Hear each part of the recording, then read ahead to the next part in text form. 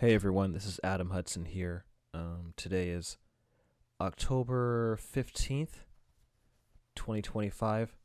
I wanted to give an update on the Gaza peace proposal. So I'm making this addendum real quick just because, in terms of the numbers of Israeli and Palestinian prisoners released. I don't think I went through the details of that, so I wanted to do that, um, at the beginning of this episode. So basically, as part of the Gaza peace proposal, somewhere around like 20 remaining. Yeah, there we go. Yeah, it was 20 remaining living Israeli hostages in Gaza were handed over, along with the remains of four dead hostages. This is from CNN, by the way, updated as of yesterday. So today is Wednesday, October 15th. This is updated as of October 14th, Tuesday, October 14th, yesterday. So just want to give this update. And yeah, so basically, like somewhere like 24 Israeli hostages, four of them were killed. And then in return, nearly 2,000 Palestinians were freed from Israeli jails. So Israel had released nearly 2,000 Palestinian prisoners. Most of them were detainees held without charge by Israel at the beginning of the genocide on October 7th, 2023. And then this is also according to CNN. Another 250 prisoners had been serving long sentences for convictions in serious crimes, including murder. Some alleged they had been beaten regularly while in Israeli prisons after their release on Monday. So there are a lot of basically these are many are Palestinian political prisoners who are members of different factions of Palestinian resistance. And also there is this really good article in Middle East Eye, also released yesterday on Monday, October 14th. And again, today is October 15th. It says, the title is Hamas says Israel's indiscriminate destruction of Gaza behind delay in locating captives' bodies. So a source with Hamas said that along with 10,000 Palestinians still in the rubble, locating the bodies of captives requires time and effort. So this is what the article says. That was from the kind of subheadline. The rest of the article says, a senior Hamas source has told Middle East Eye that Israel bears responsibility for delays in locating and returning the bodies of captives still missing in Gaza. The source told Middle East Eye that its negotiators clearly stated during talks that the presence of Israeli forces and the genocidal, indiscriminate Israeli attacks that caused widespread destruction would complicate the task of locating the bodies of killed captives, requiring greater time and effort. They made it clear during the negotiations that time and great efforts will be needed after the withdrawal of the occupying Israeli forces to collect information about the bodies. So basically, and then it goes on further. So another part of the article says, Israel's war on Gaza has killed and wounded more than 245,000 Palestinians to date, the majority of whom are civilians. The amount of munitions dropped on the densely populated enclave exceeds the amount used on major European cities during World War II. Another 92% of residential buildings and 88% of commercial buildings have been completely destroyed. Hamas maintains that captives were also killed during Israel's bombardment of Gaza. So basically, as people have said before, all of Israel's bombing puts the hostages at risk. So even from Israel's own stated aims of, that this violence, this bloodshed in Gaza was basically to eradicate Hamas and free the hostages, but it's pretty hard to free Israeli hostages in Gaza when Israel is dead set on carpet bombing Gaza. So, and even as the CNN article pointed out, yeah, there have been a couple dead Israeli hostages as a result of, well, I don't know if the CNN article explains why those hostages in particular were killed, but definitely the bombing put Israeli hostages at higher risk. So anyway, that's just want to give a brief update on those numbers. So essentially, around 24 Israeli hostages. They're basically the last of all the remaining Israeli hostages have been released from Gaza. In return, Israel released nearly 5,000 Palestinian prisoners. And again, it remains to be seen. I've been seeing posts from different sources like Al Jazeera that Israel is still bombing Gaza, but it seems like the worst of the carnage is over so far. But I don't know. I have a feeling that Israel will still keep bombing Gaza sporadically. And yeah, so anyway, I wanted to give that brief update. And actually today or tomorrow I'll be recording another episode to give you guys a little bit of a teaser. The singer D'Angelo unfortunately passed away yesterday on October 14th, 2025. Rest in peace, D'Angelo. So I'm going to do like a tribute to him and then talk about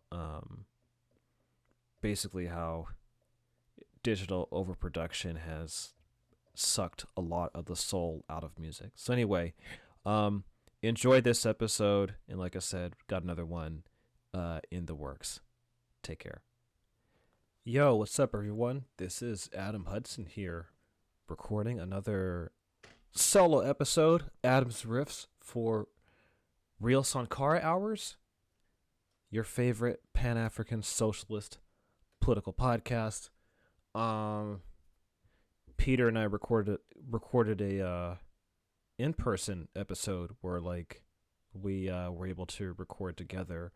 That's going to be a bonus episode where we talk about the Port Chicago disaster of 1944. Anyway, yeah, we went to we weren't able to actually visit the memorial because you have to make a reservation, but there's a neighborhood that's like outside of it because it's still on like a active military base. But anyway, we kind of recorded in a park that was near the site. So that episode should be up soon. Just want to give y'all an update on that. Today is Friday, October 10th, 2025. Already the middle of October, and it's already been 2 years since Israel began its ongoing genocide in Gaza. There has been a ceasefire announced, like an actual seems to be a peace proposal. But obviously, we'll see how that pans out. But I do want to talk about it. But speaking of which, I would say what's been on my mind lately is an actual vision of where to go from here. So I'm going to talk about Palestine, some stupid comments by Van Jones, the debate between Ta-Nehisi Coates and Ezra Klein, the ICE raids, and then I'm gonna explain Pan-Africanism. Because I actually thought it would be useful to explain what it is, and I think I'll have maybe another episode where I go further in depth, more of a lecture and yada yada yada. But I thought, again, it's worth explaining what Pan-Africanism is as a philosophy and ideology, and why I think it remains relevant. Because I really think that where the current state of the quote-unquote left is in America, it is completely bereft of vision. And then when you look at the state of black politics in the United States, it's also bereft of vision. So it's things are objectively fucked up and seem to be I mean, not seem to be, are really getting fucking worse. And there's not much of like, okay, things are fucked up. Where do we go from here? You know, rather than us playing defense mode against Trump's Gestapo, like, what's the actual vision to go from here? And it's a question that Ezra Klein posed to Ta-Nehisi Coates that I actually thought was a legitimate question. And I don't think Coates really answered that adequately. So that's going to be the theme of this solo episode where I just riff and talk about stuff. It's been a while since I recorded one. It's been busy teaching. Speaking of which, I plan to be a history teacher. So I'm basically substitute teaching, get my foot in the door, and then be a history teacher, which for someone like myself is incredibly fucking fitting. After spending almost a decade as a journalist throughout my 20s and then teaching at community college and now in the K through 12 system, kind of reached a point in my life where I think, you know, like getting in your late 30s, you start looking back. It's like, I'm not old, but you've lived long enough to see a lot of shit just change. Especially for people of my generation, my age cohort.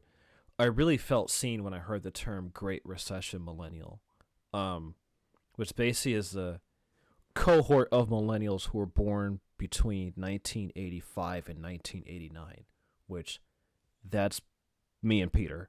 And I think people in that age cohort, like, we were really like a bridge generation from the 20th century to the 21st century.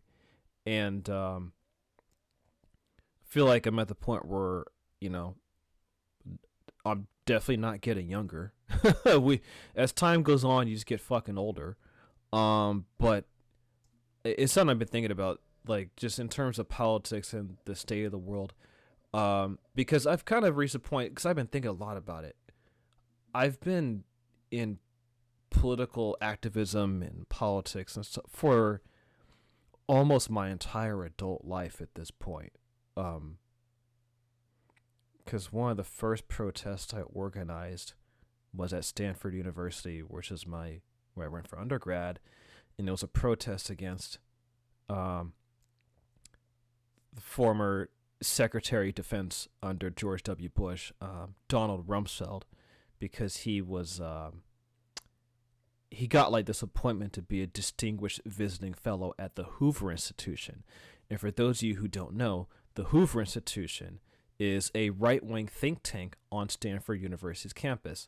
Now, people on campus will be like, they'll say, oh, Hoover is a separate institution than Stanford, which, sure, but like if you go to Stanford's campus, the Hoover Institution is right in the middle of the fucking campus. So, yeah, when word got out about it, there's a lot of like student anger and stuff like that, but I was one of the people who like helped organize like protests and then later helped co-found an anti-war group at Stanford. So I'm looking back, that was 2007. And like, yeah, I was involved in anti-war and in pro-Palestine activism. Again, this is like the late 2000s, and after that, you know, got more into blogging and writing about politics, and that's how I got into basically independent journalism. And I think the first article I wrote as a freelancer where I actually got paid was at Turnstile News, which was an offshoot of youth radio in Oakland, California. And that was in 2012. So 13 years ago. And then in 2013 is when I went to Guantanamo for like over 2 weeks and reporting for Truth Out, and then kind of made a name for myself as like the kind of like go-to guy who would write about Guantanamo for Truth Out. So I just kind of been thinking about it, which I feel like, part of the reason I want to be a history teacher, but also, I think like a lot of where we're at right now, having been paying attention to this stuff, I'm partially not surprised about like the state of the country and where it's at. Because I think the seeds of where we're at were planted a long time ago. Because I'm kind of seeing echoes of like, oh yeah, okay, this shit I was like concerned about and writing about during the Obama years. Oh, okay, now it's like Trump is kicking this shit into high gear. So anyway, so just thinking about this stuff, it's like, okay, you can keep talking about the problem. This is why everything sucks and blah, blah, blah, blah, blah. And, like, of course, you got to raise consciousness about, like, why things are bad. But, I'm at the point in my life where I'm like, okay, what's the vision? Like, where do you go from here? Like, what's the vision forward? And how do you build it, right? And I think especially, like, as a teacher and you work with students, this current younger generation, I kind of think about shit like what's us as adults, like what's the world that we're leaving them, like what are the adults doing to like make the world better for the next generation, and I don't like the kind of doomerism of like, oh, we're all gonna just die anyway, we're all just gonna blah blah. It's like, okay, yeah, but if you have that attitude, then yeah, it's gonna become a self-fulfilling prophecy. But if you take certain concerted steps and actions, you can plant the seeds of a better future right now. There's this saying, I don't know where it comes from, but it's something like the height of, I think, maturity for a man is like, or a human being, or something like that. I'm paraphrasing, but basically,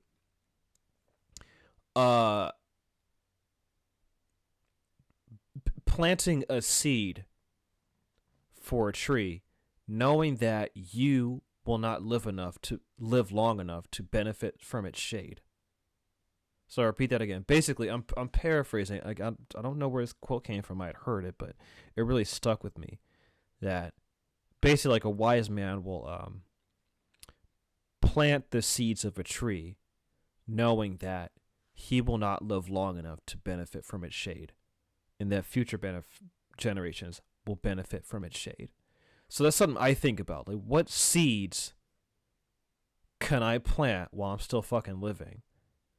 Until it's my time to, die.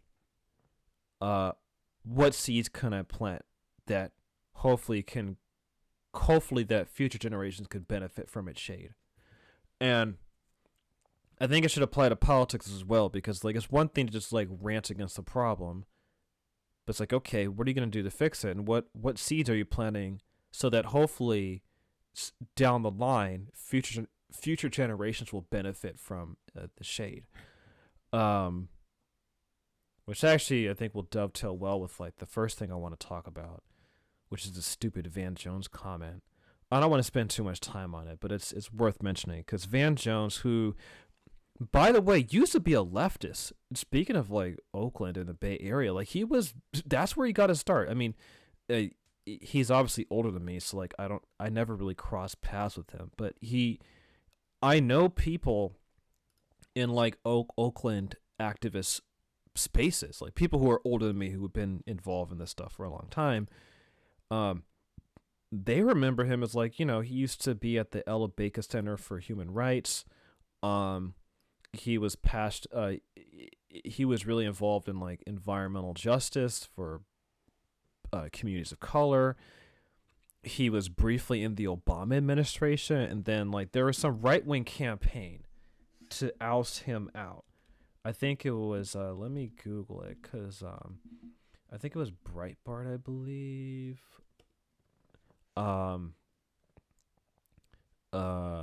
During like because I remember Breitbart. By the way, that sounds so fucking quaint, like Breitbart. Yeah, there we go. Yeah, because he was Van Jones. He was a special advisor for green jobs. There we go. Yeah, he was a special advisor for green jobs in the Obama administration, and Obama appointed Van Jones to that position in March of 2009. Because again, like that's like because originally, like, Van Jones, he was like in kind of like he was like a Maoist, and like he was pretty radical. Like had a bunch of dreadlocks, and then he kind of cleaned himself up aesthetically. But he sort of there are people like that. There are people like that. Like when they're young and in their 20s, they're like hardcore, like Maoist, Marxist, Leninist, anarchist types. Then they kind of get older, and then they start working in like the nonprofit sector. The nonprofit industrial complex is pretty good at like siphoning a lot of young radical energy, and Van Jones being one of them.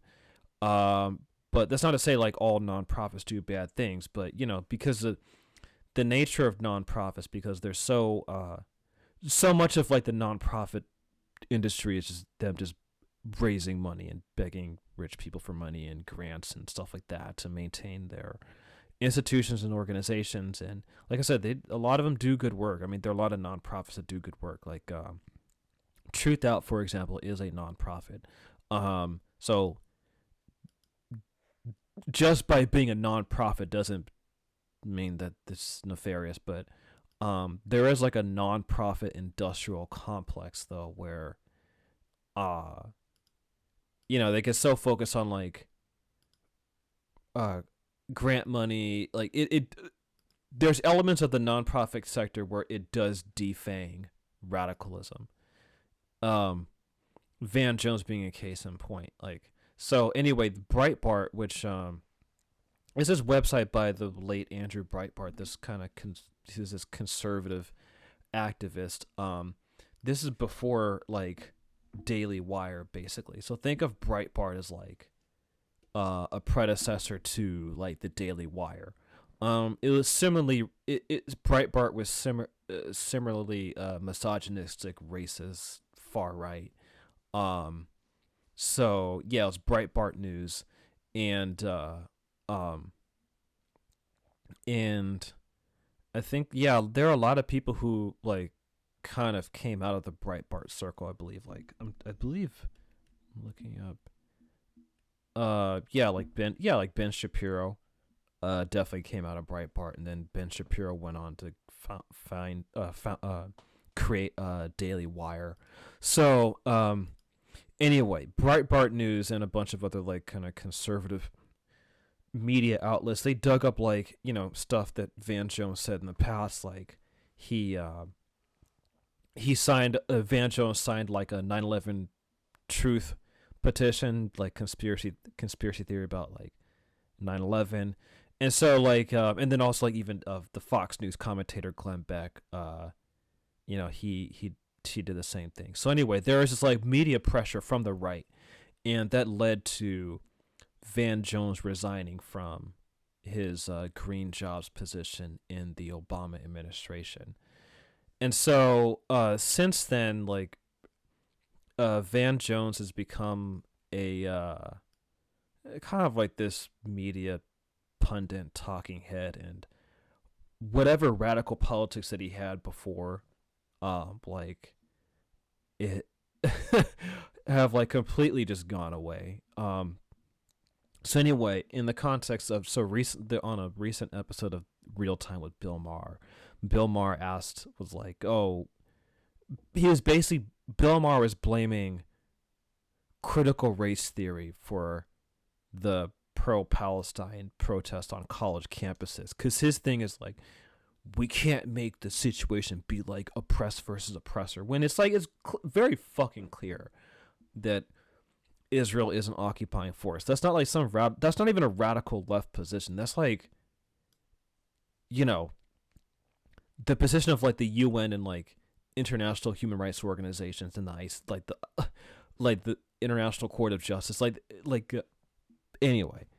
So in response to that, Van Jones said that his main argument was basically to not blame critical race theory, and that uh, that countries like Iran and Qatar are ginning up propaganda to make people be like pissed off at genocide.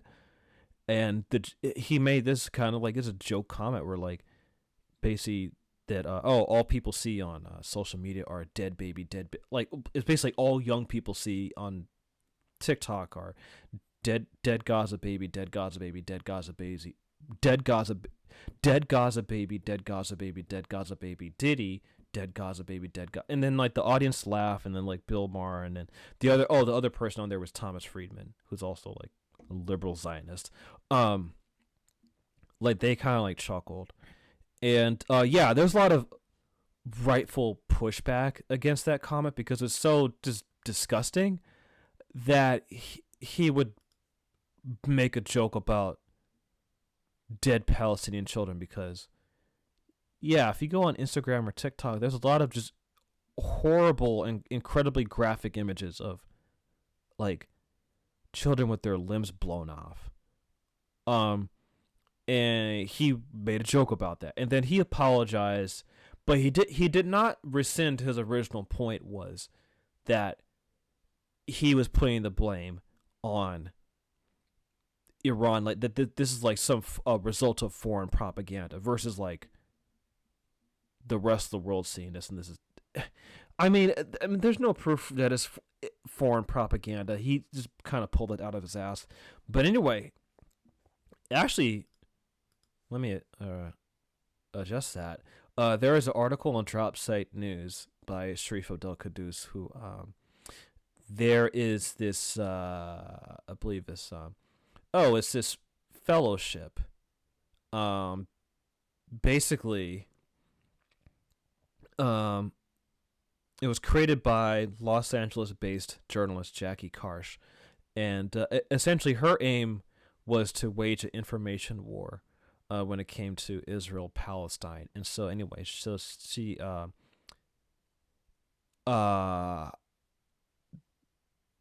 basically starting a journalism fellowship to basically to put out pro-Israel propaganda. That's the whole aim of it. And to basically like mentor and train journalists, so like they say like, oh, this is how to cover, Israel Palestine, combat misinformation, yada yada yada. But really what it is like more Hasbara, essentially. Just more pro-Israel propaganda. And anyway, apparently our buddy Mr. Van Jones, he is one of the fellowship mentors on this project. Let me get the name of it. It's on Drop Site News. It's with let me get the actual website. Yeah, it's a journalism fellowship. It's what it is, a Karsh Journalism Fellowship. That's what it is. So yeah, Karsh Journalism Fellowship. Let's see. I'm looking more through it. Yeah, Jackie Karsh. Yep. Karsh Journalism Fellowship. And let me see. Oh, here we go.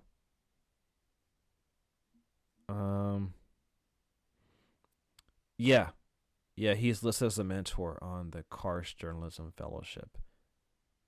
It's definitely on their Instagram. His picture is on it. This is from 2 days ago. And yeah, I should also mention that Van Jones, he's a CNN like pundit. Van Jones called it fake news, but he didn't have a response for why the fuck is his name and picture on the site. So, that, yeah, I mean, it's sad, his life trajectory, but that was a very disgusting joke. That actually ties into the other thing I wanted to talk about, which I had a lot of thoughts on, was this debate between Ezra Klein and Ta-Nehisi Coates. Wait, hold on. Do I want to talk about that first or blah, blah, blah, blah? Actually, you know what? Let me talk about, before I get to that. Yeah, I'll get to that a little bit later. Uh, I do want to talk about the latest news in Israel Palestine since I'm on that topic. Um, there is a ceasefire agreement.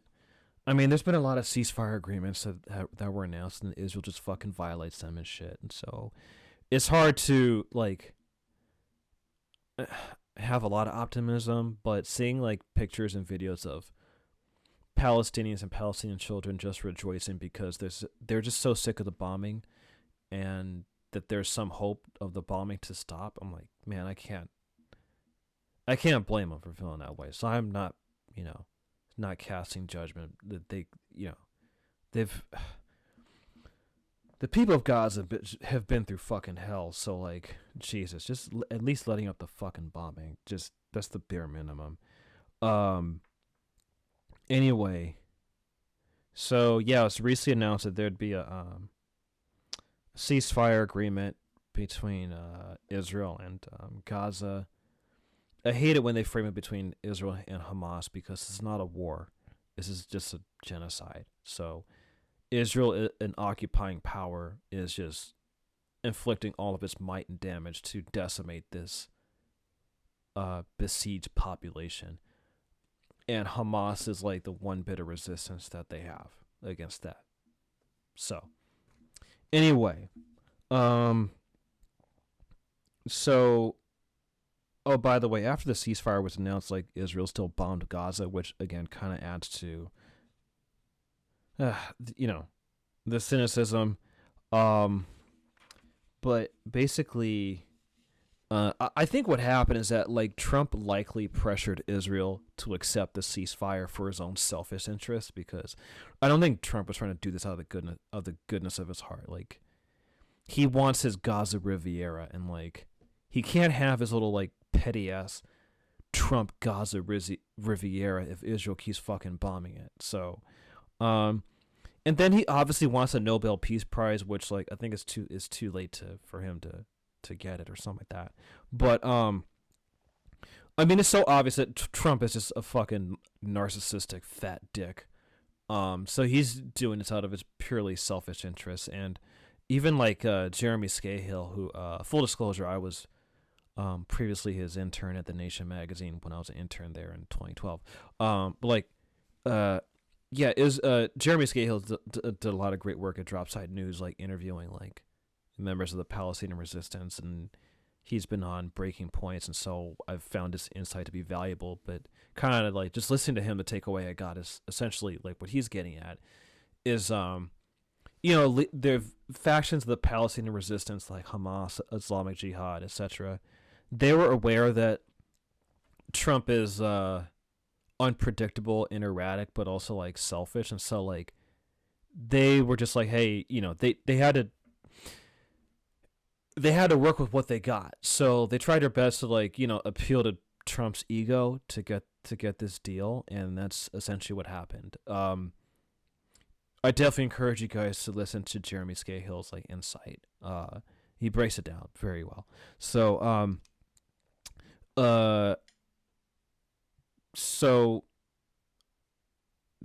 Israel did agree to this ceasefire. But so far as of this recording, again, this is Friday, October 10th. 2 years and 3 days to the beginning of this genocide. Israel agreed to the first phase of the ceasefire, which basically Israel will withdraw its troops to the Yellow Line in exchange for the release of Israeli captives.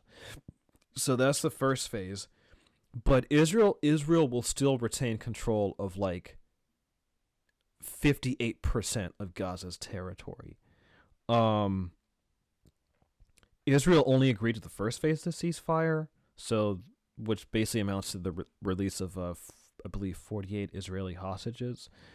But there's other phases like who's gonna control Gaza.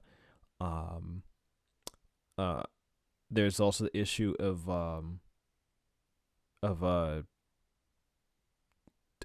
disarming Palestinian resistance. There's other phases to this. So far, only the first phase Israel has agreed to.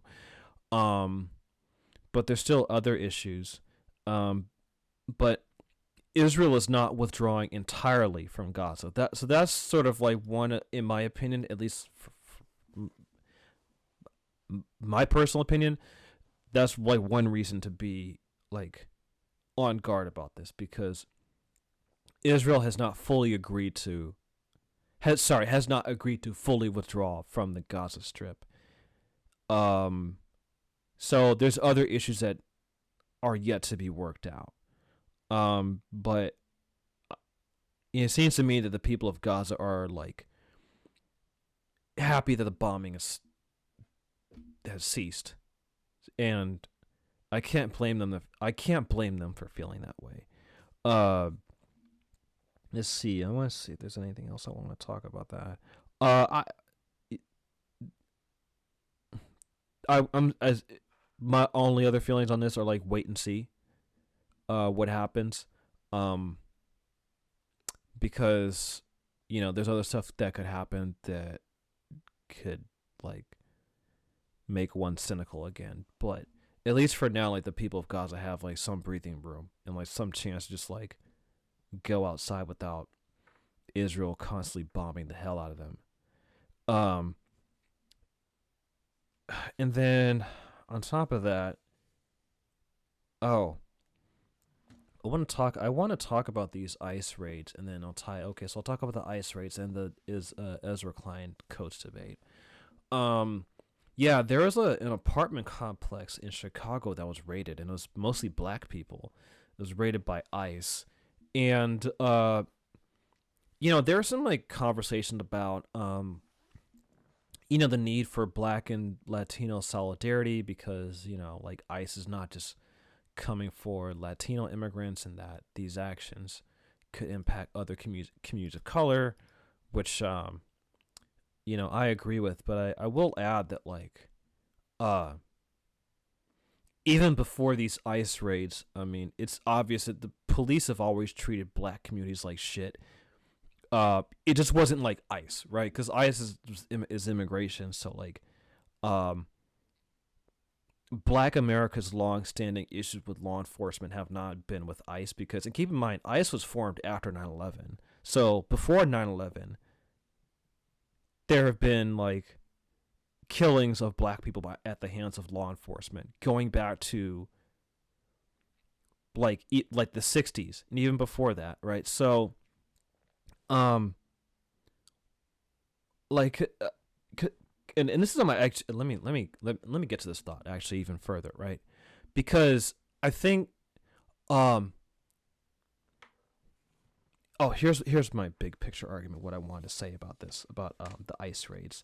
So I really think that the situation in like Chicago, LA, Portland, elsewhere with these ICE raids and then like federal troops being sent to these cities, it's not about immigration. It's not about crime. This is about like fascism and an overt just basically overt white supremacy. Using the imperial boomerang it's the imperial boomerang to bolster it, right? But the kind of like overt white supremacy that ICE is enacting against brown immigrants, like black people have felt that for fucking decades, but it wasn't ICE. It was local cops and sheriff's departments, right? So I think like when we're talking about like the ICE raids, because here's the thing, if we're going to be honest, right, when it comes to racial profiling by law enforcement, for a long time, the primary target of law enforcement when it came to like police brutality, mass incarceration, making arrests, the primary target has been predominantly black people. And people keep forgetting Latino is not a race. So I'm gonna just be straight up. There are some Latinos who for a long time have not felt that kind of racial profiling the way that black Americans have for a long time, because Latino's not a race. There are some Latinos who are white. There are some brown Latinos. There are some Latinos who are of indigenous ancestry, and if you were to talk to them, they wouldn't even self-identify as Latino, because to them that's like a colonizer identity, you know? Because of the history of Spanish colonization in the Americas, and the Spaniards wiping away a lot of indigenous culture, and like there's some people from Latin America who are of indigenous heritage who, like, you know, even within like Latin America's own like social caste system, like indigenous people are at the bottom. And then there are obviously black people in Latin America who, similar to African Americans, are descendants of enslaved Africans brought to Latin America. And then you have like mixed race Latinos, like people who would be classified as mestizo, half indigenous, half Spanish. And even among mestizos, like there's a color differentiation. There's some mestizos who look whiter and less quote unquote ethnic, and there are some who look darker and more quote unquote ethnic. And then there's some who are like lighter skinned but look kind of quote unquote ethnic. But the thing is that like you know, depending on like, cause now it's more open, where ICE is basically like their racial profiling is much more blunt, that, you know, they're like, oh, they'll profile someone who's like speaking Spanish, if they look Latino, yada yada yada.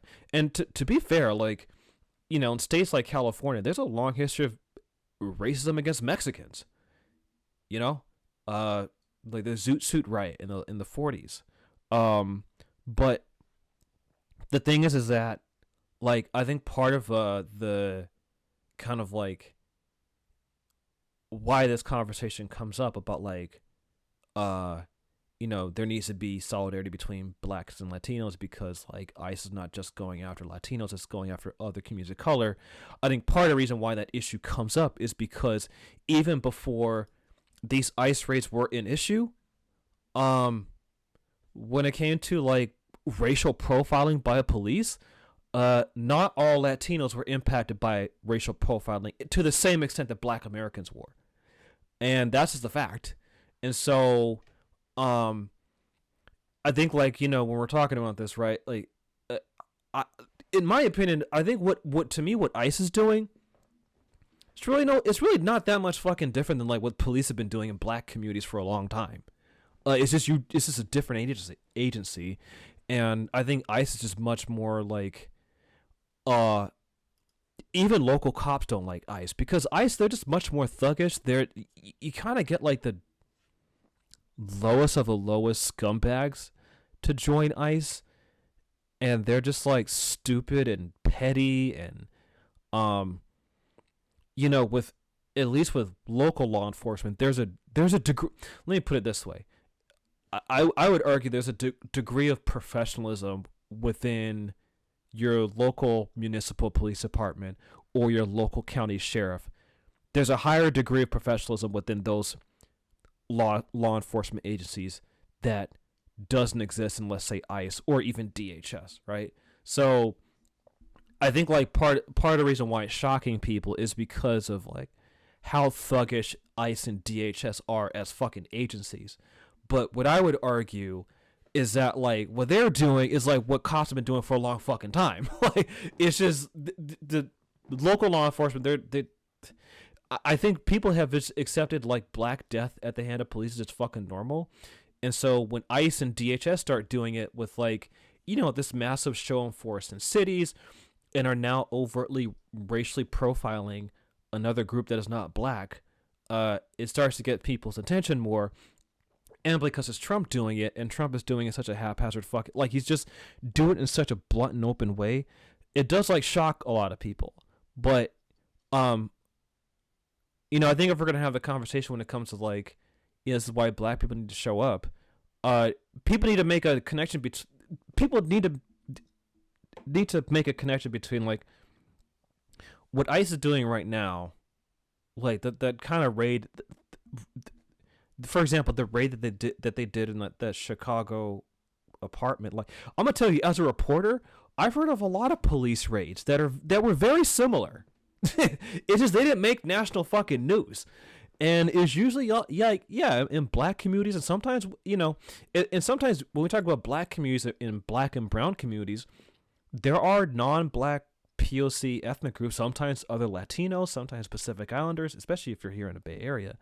It starts to become a class thing because you have low-income blacks, low-income to like impoverished black people living with other groups of like brown people who are also poor, and you're like in the same fucking neighborhood, and then crime is correlated with poverty, and so you have highly concentrated poverty in a certain area, and then the police will they get calls there and stuff like that, and they tend to profile it more, and they treat the residents a little bit more differently. Like there is definitely like a looking down on the residents who live there, because I think sometimes when the police go there all the freaking time, they have their own biases against black and brown people, and then when they go to like the roughest neighborhoods and have to deal with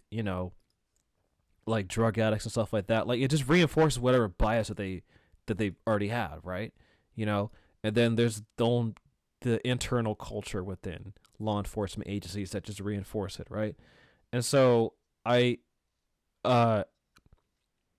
think people should be a little bit more sophisticated in how they look at like what's going on with the federal takeover of cities, because this is something I just posted on my Instagram story. I was just thinking about it. It's something I wanted to say on here, like, because I always hear like black people need to save democracy, and I think like there's some like, I think black people want like black America to react a little bit more. I mean, black people are still like out there and protesting and like speaking out, but there's definitely a change in vibe, because I do think like the black America's fatigue is very real, and it does suck when like black America as an ethnic group in the U.S. has long been like the vanguard for political change in this country and the expansion of rights in this country, going back to slavery and then the Civil War and afterwards, because people just focus on the Civil Rights Act, like the expansion of democracy and rights in this country really started with slavery in the aftermath of the Civil War, and the role the crucial role that black soldiers played when it came to the Union's victory over the Confederacy, and the 13th, 14th, and 15th Amendments, which abolished slavery. There was the birthright citizenship and due process rights, and then there's the expansion of voting rights beyond race. So like basically banning racial discrimination when it comes to Voting Rights Act. So like for a long time, black America has played a very crucial role in the expansion of rights in this country, and the Trump administration is undermining that. And I do think like that's where like I think black America does play a pivotal role, because when Trump is talking about shit like rolling back the 14th Amendment, like that's a right that was a result of the black liberation struggle in this country. And the Trump administration is undermining that. So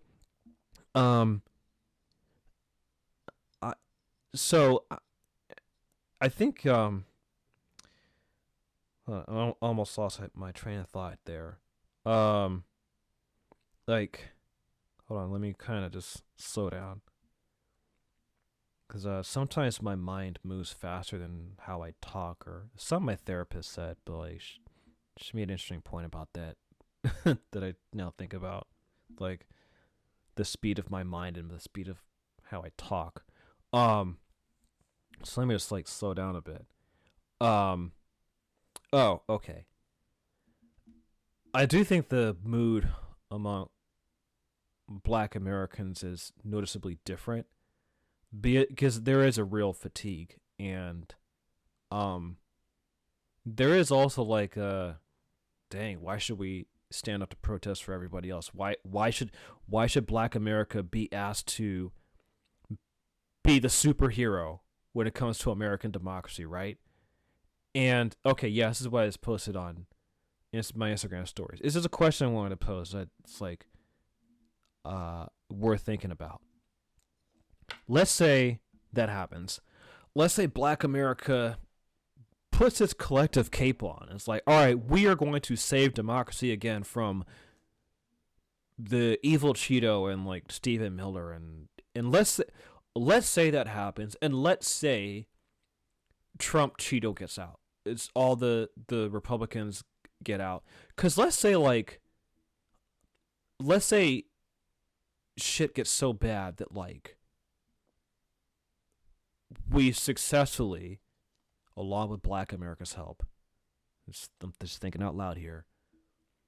Let's say we successfully subvert Trump's plans to like not have the 2026 midterms or the 2028 presidential election. Let's say American democracy is saved thanks to Black America putting on its cape and just is coming to the rescue. What the fuck happens next? Cause here's the thing. Are we gonna go back to the status quo where things still sucked for Black people? So it's like, okay, so we no longer have the fucking like massive ICE raids and DHS, the National Guard troops are pulled out of these cities. Let's say get the federal troops out of these cities. Let's say we cut DHS's funding, we cut ICE's funding, or let's say going further, we can probably just get rid of those freaking agencies, right? Let's say we just abolish ICE. Let's say we just actually save democracy from Project 2025 and Trump and the Cheeto. What will reality be like for Black America? Because to me, it's like a lot of the problems we're having in this country, the seeds of it were planted before Trump got in office.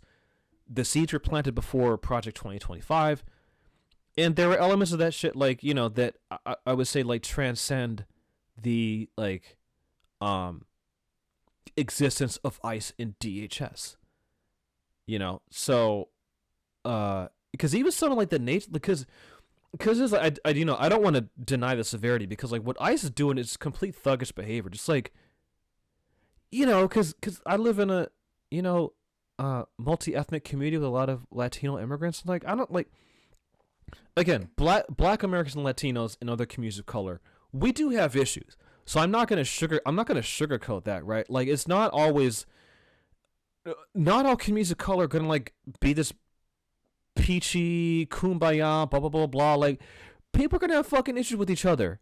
That's just, you know, reality. And there are some issues that I think Black Americans and Latinos like need to hash out. And you know, to get even further, there is anti-blackness in Latin America that stems from the history and legacy of Spanish colonization and slavery, and that, like, in the same way that in the United States we talk about that this country has a legacy of slavery, like, you could say the same about Latin American countries too. You know, like, I think people just assume because these are, like, you know, brown and mixed race countries that these are like racial democracies, when, you know, when I've talked to Black people from Latin America, it's like, no, it's not all like this racial democracy. We're all like brown and da da da da. Like, no, there's a legacy of like the CASA system in Latin America. Like, Latin America is still dealing with it. Mexico is still dealing with it. Like, these countries are still dealing with like similar forms of racial inequality that like in the U.S., right? So, and so, like, yeah, like, when there are people coming from Latin America and they, you know, interact with Black Americans, like, some of them come with some anti-Black attitudes, and like, and then you add on top of that, this is another reason why, like, getting to like the deeper reason of like why, like, you know, this is what I find so fucking hypocritical, and I'll tie it to tie it to what I'm saying. Again, it's me fucking just thinking and shit. Like, zooming out, like, big picture, the United States has always treated Latin America as like its own imperial playground that it can just meddle in their countries, topple their governments, undermine left-wing governments in those countries, and then as a result not allow those countries to develop on their own terms, and those countries, like, remain, dealing with poverty and drugs and stuff like that. And then America gets surprised when, like, there's a lot of immigrants coming from those countries to the United States for a better life, and then on top of that, right, like, and then there are, white, capitalist owners, especially like in construction, because they want to underpay people, they like hiring undocumented immigrants because, like, they're not going to organize a fight back against you. They're not going to fucking unionize because, like, if you're taking, like, someone who's an immigrant from, let's say, Mexico, Central America, and they are used to just, like, abject poverty and, like, just kind of a desperate situation, right? And they want to come to the U.S. for a better life.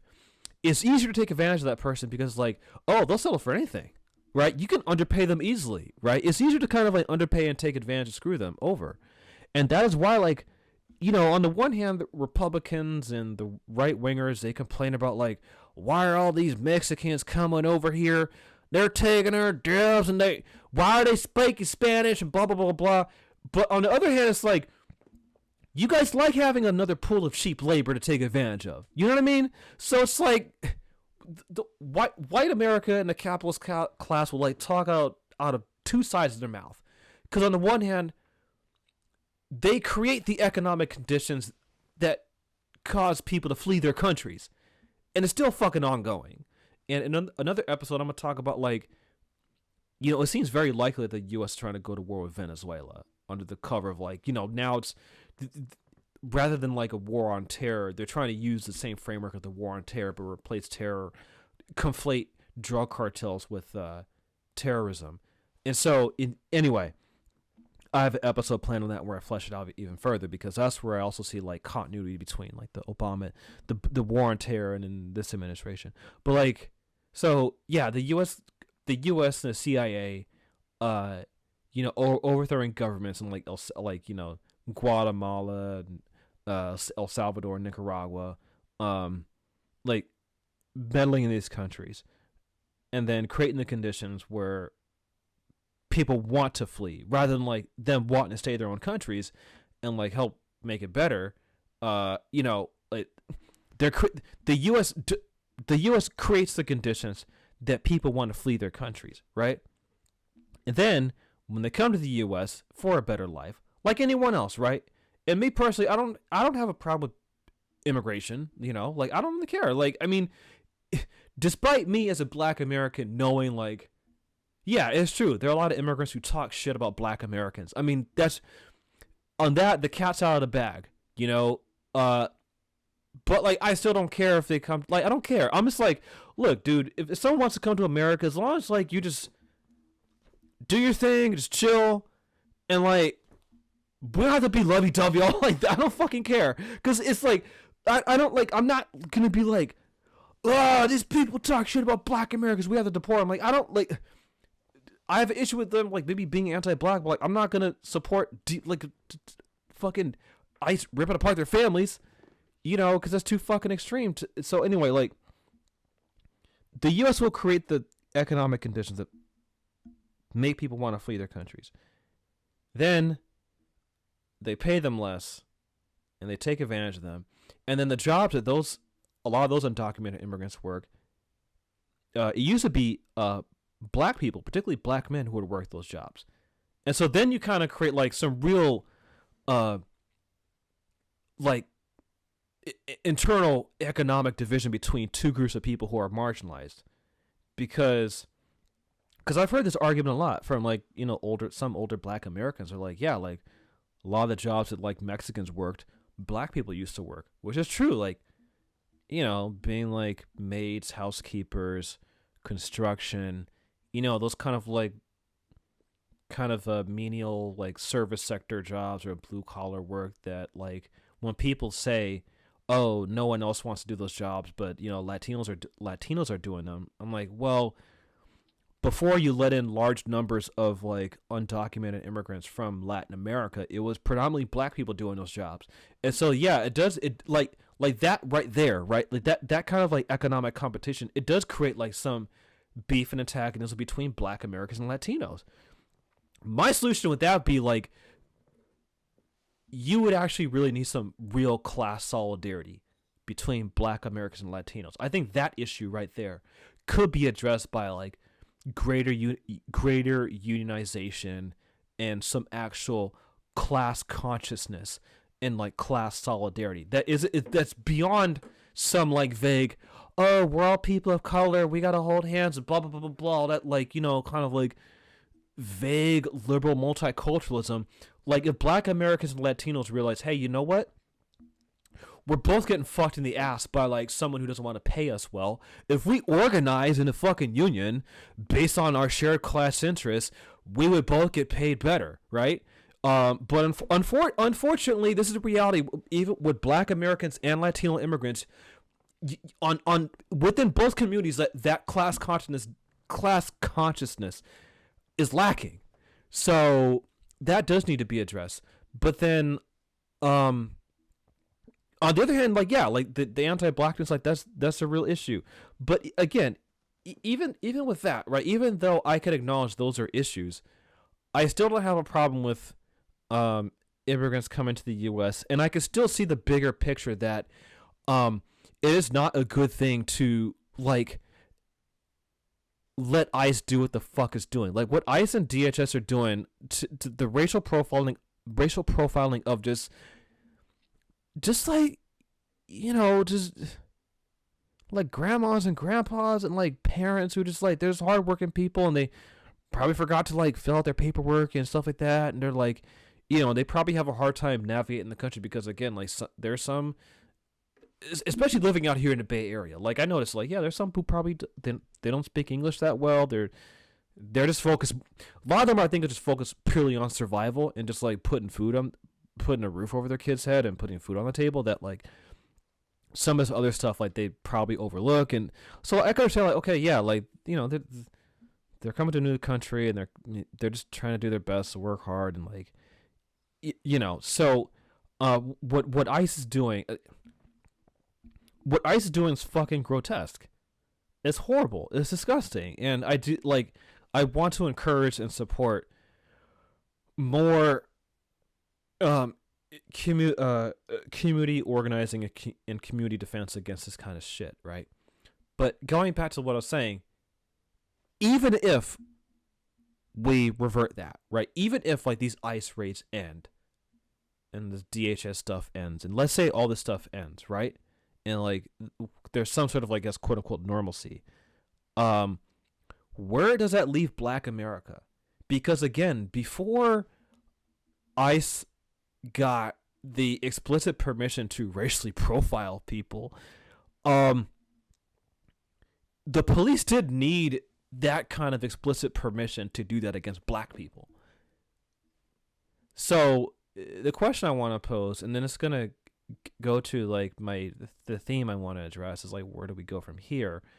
Again, I just think, like, you know, when we talk about like solidarity between blacks and POC and yada yada yada, I think I'm not saying that can't happen. I'm just posing questions that I think need to be addressed. So like, whatever solidarity does emerge is a little more robust and has some freaking teeth, rather than like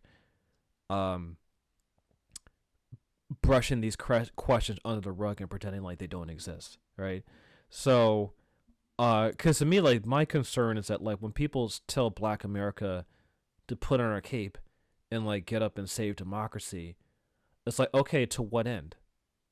You know, are we gonna go back to this, the pre-Trump, pre-Stephen Miller, pre-ICE, pre-Project 2025 status quo, where things still sucked for Black people? You know?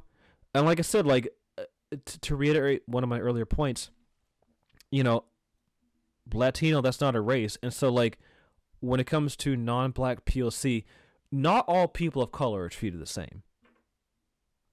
Let me repeat that again. Not all people of color are treated the same.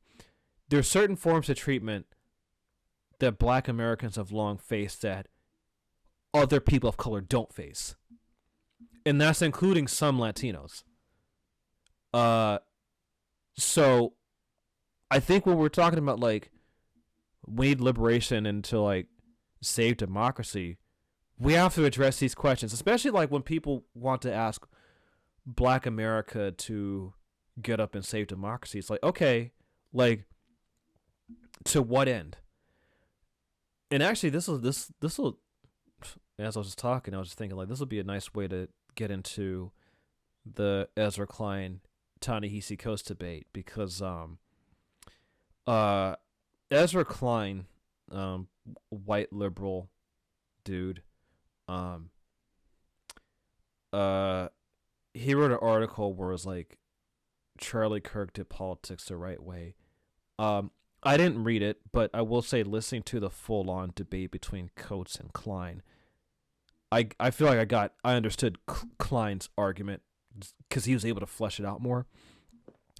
But basically, Ezra Klein's main point, as he was fleshing out in the debate, he felt that Charlie Kirk did politics the right way because he was willing to debate his opponents, essentially. And I'm summarizing his argument charitably. And then Coates, he wrote an article in response, and he felt that Klein was just seriously whitewashing Charlie Kirk's legacy. So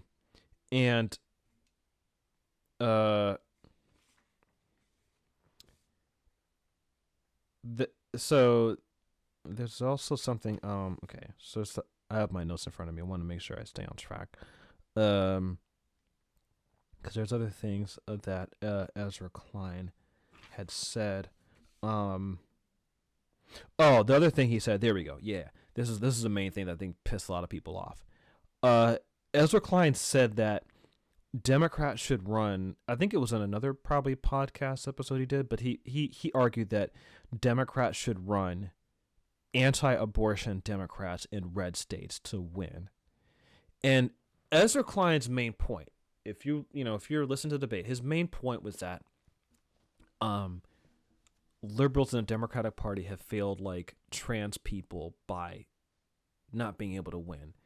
And that he said some argument where, like, the argument, the way I would describe his argument was kind of like that fucking sadistic statement during, like, that was said a lot in the Vietnam War, which is basically, we have to burn the village in order to save it. So it's kind of like the way Ezra Klein's main argument was the Democrats should go further right to save trans people, basically. That's pretty much what his argument amounted to. It's like that, again, that kind of Vietnam War argument where it was like, yeah, we had to burn this Vietnamese village, but we had to save it from like the Viet Cong and communism. Okay, so we had to burn the village in order to save it. So I'm familiar with Ezra Klein's work, especially as someone who was when I was a freelance journalist during the Obama era. Like, I've read Ezra Klein's work. Ezra Klein, the way I describe him, he's pretty much like the serious centrist liberal Democrat. Like, his politics are more like, I'm the serious one in here, and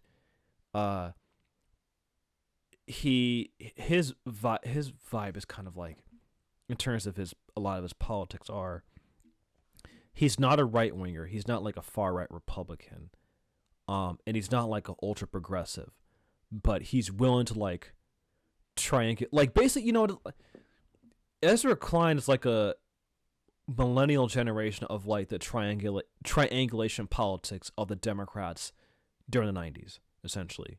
That was pretty much like a lot of his arguments during the Obama era, and so his argument is that, like, for Democrats to win and take power, they have to concede to the right in order to win. Now, I think he's right about like, yeah, it's important to take power, but that's not how you actually take power. By like conceding to your opponents. You don't win power that way by conceding to your opponents. Like I was talking to Peter like when we were hanging out that day when we recorded, we were like walking around, we were talking, and I described Ezra Klein's politics as similar to like the 1850 compromise, like the compromise of 1850, and we were saying that like that kind of politics, all it did was just fucking delay the inevitable. And like the 1850 compromise didn't prevent the Civil War from happening. It just like kicked the can down the road rather than solve the fundamental issue of whether to abolish slavery or not.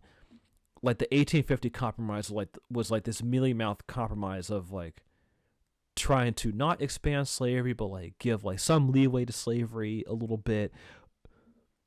That's Ezra Klein's politics, essentially.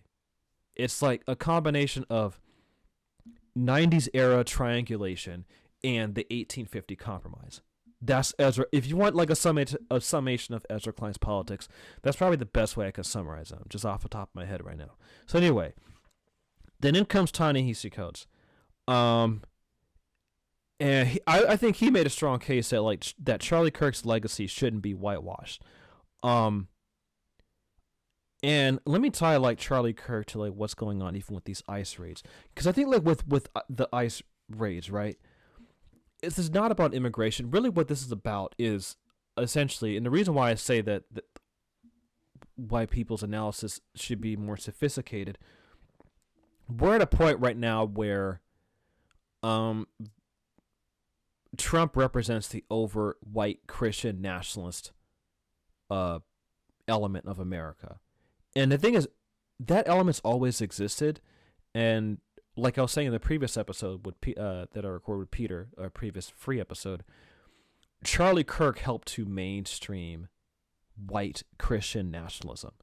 And I think like Trump, and actually when I say Trump, Stephen Miller I think is like calling a lot of the shots, I think, when it comes to this stuff. And I think Trump and Miller are trying to provoke citizen anger to justify using the Insurrection Act, because that's where we're at right now. So basically, ICE is doing this overreach. Then that's supposed to trigger civilian anger and protest, and then they're hoping that the protests probably get to an extent where it becomes like a riot or there's some kind of violent incident, and they could use that to justify the Insurrection Act under the guise of like a national emergency. That's where we're at. So that's why I think like why I would argue that when it comes to Black America and our liberation politics, what Trump is doing is damaging to our community. Even if like ICE is not like directly targeting Black Americans, what Trump is doing is undermining the hard work that the Black liberation struggle achieved. This is why I think like, Black America does have a stake in this, even though like, again, I understand the fatigue within Black America. That's why I wanted to address it. But while I understand it, I do think that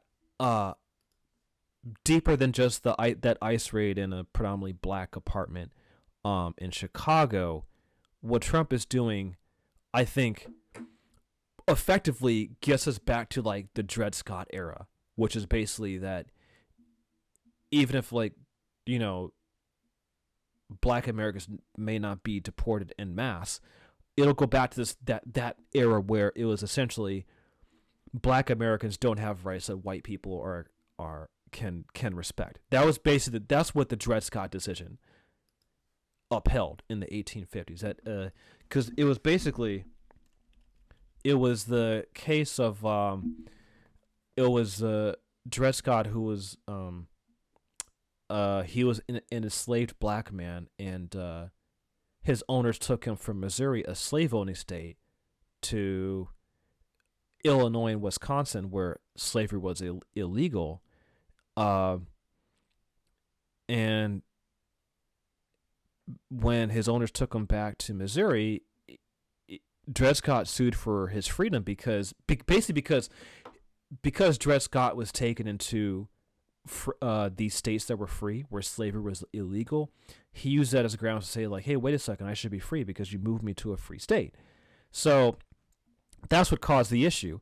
And essentially, it was March 1857, the Supreme Court, in a 7-2 decision, it was against Scott. And essentially, this is an opinion written by Chief Justice Roger Taney. It ruled that people of African descent, this is a quote, are not included and were not intended to be included under the word citizens in the Constitution, and can therefore claim none of the rights and privileges which that instrument provides for and secures to citizens of the United States. So, basically, that's essentially like basically said that Black Americans, even if they're free, don't have the rights to citizenship. I think like Trump's actions basically amount to another version of that. I think that's where we're at, and I think we have to take that fucking seriously. So, but even if we go back to like restoring democracy, things can still suck for Black people, which is why, like, I think with these calls for solidarity, like, we have to, you need to make a bigger case for it. So anyway, I think like Charlie Kirk, in the context of all that, why I want to lay that out, because where he fits in that, like I said, he mainstreamed white Christian nationalism. And I would also say, I was talking to Peter about this, and I want to put in this episode. I would argue that Charlie Kirk, in my opinion, he is white America's culture. He exemplified the white Anglo-Saxon Protestant settler colonial ideology and identity. So, like, in terms of the whole end goal of white Anglo-Saxon Protestant, the settler colonial project in North America, like, I think Kirk exemplified his ideology. And I think that's where Charlie Kirk fits in this. And so, like, here's the thing. I think even the Republicans, like, or the right wing, they've kind of forgotten about Charlie Kirk, but his death was useful to them because basically they're using Charlie Kirk's assassination as like something the right wing can use to gin up unfounded claims of left wing violence. Like, I don't think the right, like, I don't think they really gave a shit about Charlie Kirk. And now there's like, I mean, Candace Owens is pulling up these emails where Charlie Kirk was becoming more critical of Israel. I don't think that that's why he was assassinated, but there's more information coming out that, like, toward the end of his life, he was becoming more critical of Israel. So, I don't think the right wing, like, when Kirk was alive, I think he was kind of becoming irrelevant, but he's become useful to the right wing as like a martyr figure. And, again, I think his legacy is that he helped to mainstream white Christian nationalism. And for the people who are like, I can't believe the country I'm living in, this is what it's come to. I'm like, look, if you're paying attention, like, I don't know what to tell you. Like, there's a lot of stuff happening where, like, I don't feel fully surprised. That doesn't mean I'm not concerned. I'm definitely fucking concerned. But being completely surprised, I really can't say I'm like 100% surprised by some of the stuff going on. Or not even like not surprised, but more so like, oh, it's more observing patterns that have happened before. And then you see the stuff happening right now, and you're like, oh, okay, I see how this led from that, led to that, and now leading to this. So anyway, going back to the Coates Klein debate, I wanted to kind of mention those points about Charlie Kirk because, well, to help contextualize this, but also like these are some points I wanted to mention about Kirk. But that ties into Coates' argument that Kirk's legacy shouldn't be whitewashed, and I 100% agree. I think also Coates was pretty good at speaking directly from the Black American experience, and I think in doing so, like I think he showed how much of an out of touch white liberal Ezra Klein is. Because Coach said a couple times, kind of similar stuff I was saying, that like Black America has been here before, and he is right. Like this, he is right on that. So I think he made a very good point on that.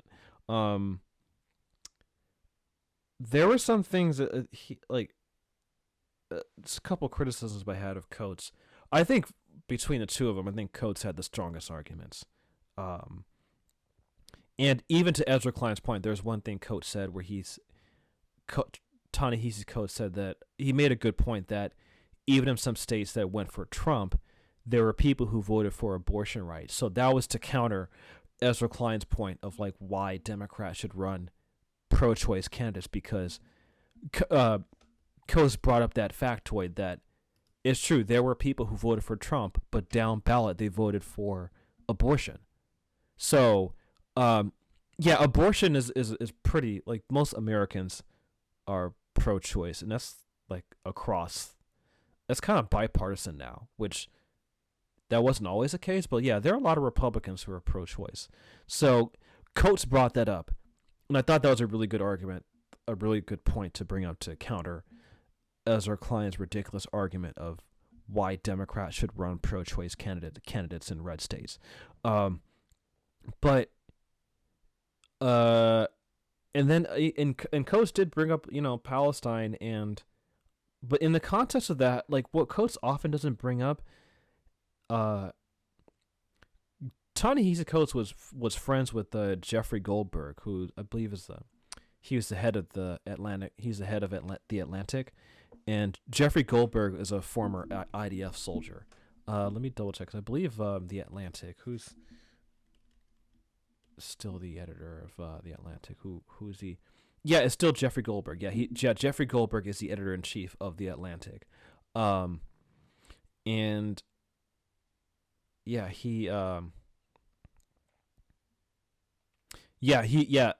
oh, here we go. Yeah, Jeffrey Goldberg, he did move to Israel. He served in the IDF during the first Intifada, which was from 1987 to 1993, and he was also a prison guard. So I've always felt that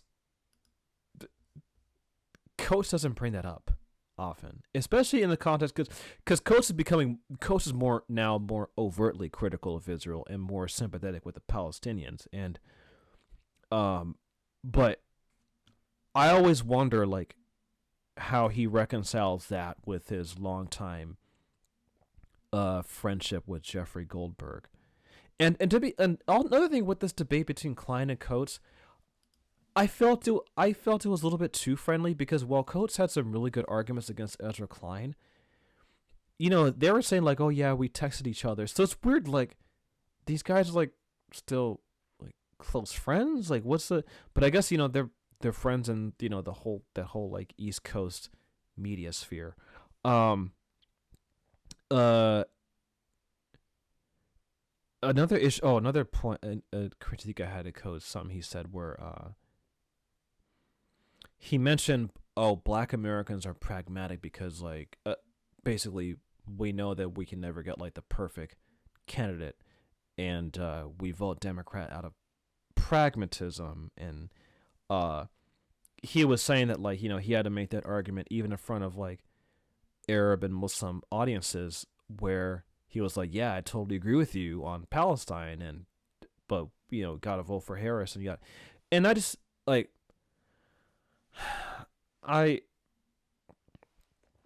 think that argument is so, even from like if you're focused on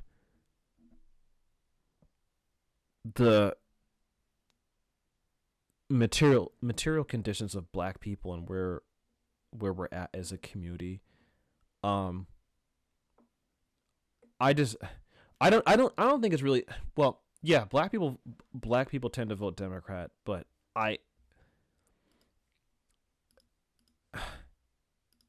I think Coach should make like I don't know, like basically, let me put it another way. I'm tired of hearing that argument, because to me, Coates paints that as pragmatism. I see it as black people are like hostages to the Democratic Party because we vote for the Democratic Party but get nothing in return.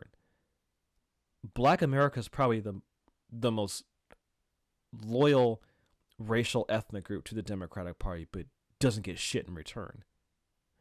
So I don't think that's pragmatic. That's what I don't think it's pragmatic. It's just more like, yeah, you deal with the hand that you're dealt with, but it's not pragmatism. Because again, like, what do we get out of it other than like preventing the Republican from taking office, especially as the Democrats have moved further and further to the right since definitely like the late 80s and definitely the 90s. Now here's the question. Okay, here's like the $1 million question that'll tie into Pan-Africanism, and then I'll end this episode. And I think this $1 million question will tie all the stuff I was talking about together. I think the only good question that Klein asked was basically, he was telling Coates that like, I know you don't consider yourself a political person, but he essentially asked Coates like, where do we go from here? Because he made a good point. Klein did make a good point that Ta-Nehisi Coates has a level of political stature that people take what Coates says seriously, and they take seriously not just his assessment of race relations in the United States, but I think a lot of people do look to Coates for answers.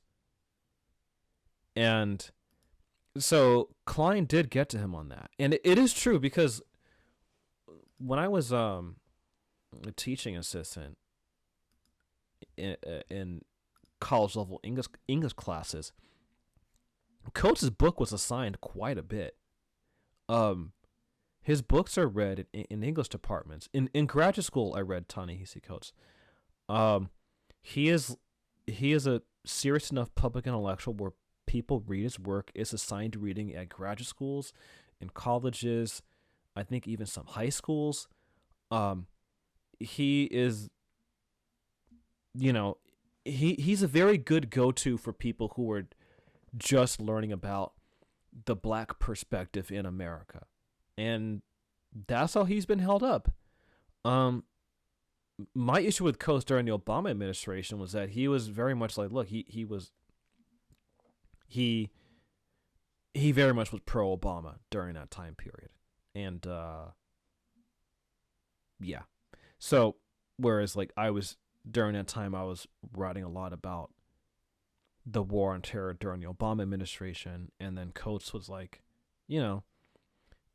Coates would write these articles where he pointed out how fucked up American white supremacy is, but then would like, was like pro-Obama. That kind of gets to my issue with him and the voting Democrat for lesser two evils. Because to me, it's like, okay, you've laid out this problem of like racism is systemic in America, like there's historic legacy of anti-blackness and slavery, and like, he lays out the strong case for it. But then when it comes to like solutions, is like the best he can offer is like, well, like vote for Kamala. It's like, all right, what the fuck? And so anyway, Ezra Klein asked like, okay, where do we go from here? And Coates, a lot of what he was saying was, he reiterated that he sees his role as a writer to tell the truth. Which, yes, do that. But in terms of where we're at right now, we need more than just telling the truth. Like, you could tell the truth, but like we need answers, right? Because you can tell the truth about like the problems that are happening and the historical roots of those problems, but you need an answer and a solution. And Now, Coates did years ago. He did write an article making the case for reparations, but in this interview, he didn't go back to it. He didn't go back to like, okay, where do we go from here? He didn't say like, we need to support reparations for black people. Like he didn't double down on that argument. And I thought like he left. Coates could have done a better job answering that question head on, in terms of where do we go from here. Because yeah, things are fucking bad. It's, even for someone like myself who's like, you know, cynical, it's like, okay, yeah, like, you know, I'm not surprised about what's happening. I still think shit is bad. You know, you can look at something and be like, okay, I'm not surprised that this is happening. Like, okay, I know why these things are happening, what led up to it. But you can still acknowledge, like, shit is fucking bad. Like, that's where I am. I'm not completely surprised about what's going on, but I still think shit is bad. And you need to answer that $1 million question of where to go from here. And I don't think Ta-Nehisi Coates did a good job of that. Which segues into my answer. And Pan-Africanism. Which is, you know, we say all the time on this podcast that this is a Pan-African socialist political podcast. I think people have an idea of like what socialism is, you know, workers owning and controlling the means of production, redistribution of wealth, yada, yada, yada. But Pan-Africanism, what is that? Like, people will throw out the term without defining what it is. So I'll define what it is and give you like a short Reader's Digest history on Pan-Africanism. In another episode, I'll flesh out even more with like key figures and stuff like that. But right now, what I'm doing is just giving you guys a definition, how it evolved, and how it can manifest itself on a concrete level. So, what is Pan-Africanism? Well, you know, if you look up on Wikipedia, I mean, it kind of lays it out. I mean, you don't have to read all of Wikipedia. But basically, the way the way I would define it, and the way I've heard it defined in other Pan-African circles and elsewhere, and in books, Pan-Africanism emphasizes strengthening the bond and solidarity between people of African descent, African ancestry. It's basically it in a nutshell. If I was to give you like a quick one sentence summation of what Pan-Africanism is, it's a sense of nationalism, but like I would say it's probably even more than that, because it goes beyond nation states, essentially, and it transcends even ethnicity.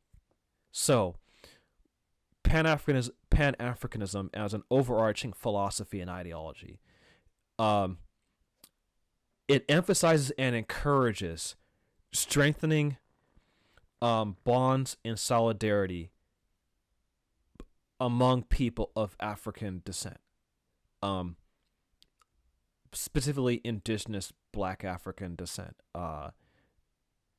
So, or, you know, you could even include like, okay, the Amazigh people who are indigenous to North Africa, but racially they're not Black. So like even Pan-Africanism, if you remove like Black African, you can include them, right? So, but for the most, so I'm just gonna say like people of like indigenous African ancestry, and for the purpose of this, I'll include the Amazigh people. But I think for the most part, when people think of African ancestry, they mean people who we would call people who we would typically see and view as Black in terms of race. And when it comes to Africanness, right, under Pan-Africanism, to be a person who is African in terms of African ancestry, African heritage, African descent, that includes people on the African continent and people in the African diaspora. So Pan-Africanism seeks to strengthening the bond between those African peoples on the African continent and African people in the African diaspora. And a diaspora is a group of people who have a shared heritage and lineage, but they live outside of like their ancestral homeland. So the African diaspora, the vast majority of the African diaspora in terms of numbers wise, actually let me get this is actually where Google Wikipedia would be, just to get this figure. There's different estimates and stuff like that in terms of like how large the African diaspora is. But yeah, so it's roughly 350 million people are of the African diaspora. And also the African Union did declare the African diaspora to be its sixth region. And it defines the African diaspora as consisting of people of native or partial African origin living outside the continent, irrespective of their citizenship and nationality, and who are willing to contribute to the development of the continent and the building of the African Union. So even that right there, like the African diaspora, the way it defines it, I think it's pretty clear because it's talking about people who are of native, indigenous, African ancestry. So when it says partial African origin, that also includes people who are biracial. So like if they're half black African descent, half non-black African descent, the African diaspora would include them as well. So the African diaspora is roughly 350 million people. And the United States has over 40 million. Brazil has the largest population, but even with Brazil, in terms of how they define blackness, it gets kind of because there's a lot of mixed race people in Brazil and the legacy of the caste system there and stuff like that. So like even the black population in Brazil, like depending on how you count, like who counts as black in Brazil, like I think if you look at the stats, it can vary. It can vary anywhere from like 20 million black people to like 112 million black people. But the largest black populations in the diaspora are Brazil and the United States. So, and Brazil has a large black population because like that was like it had, I think somewhere like half of the Africans taken as slaves during the slave trade went to Brazil. So when people say like, oh, most of Africans who were enslaved were in Latin America, yeah, the bulk of that was Brazil.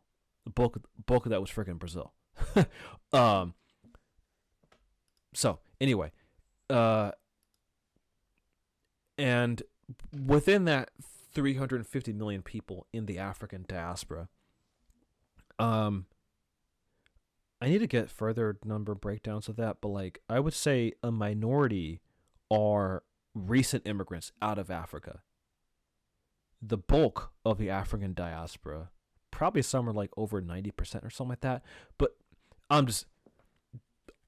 that's like a rough. I'll just pull it off the top of my head. I'm not confirming that that's the accurate number, but I would say the majority. I have to dig further into it, but I think it's fair to say that the majority of people within the African diaspora are descendants of enslaved African people brought to the Americas. And then you can even talk about like, there was a slave trade across the Indian Ocean as well, so predominantly like those Arab Muslim slave trade. So there's a black population in India. There's a black population in the Middle East. There are black Palestinians, and I don't think they all went to Palestine as slaves, or I don't know. The history of like black people in the Middle East, I think, is fascinating. And I want to dig further into it. I've always found, like, even when I was studying Arabic in college, I always found the history of like black people in like other parts of like the Muslim world, particularly like the Middle East. I've always found the Middle East, or really what we call, if we want to be geographically accurate, Southwest Asia. There you go. Black people in like Southwest Asia. Yeah, there are black people in like Iraq. There are black people in Palestine. You know, so they'd be part. They are part of the African diaspora. But I think the bulk of it, yeah, descendants of enslaved Africans brought to the Americas. That's the bulk of the African diaspora.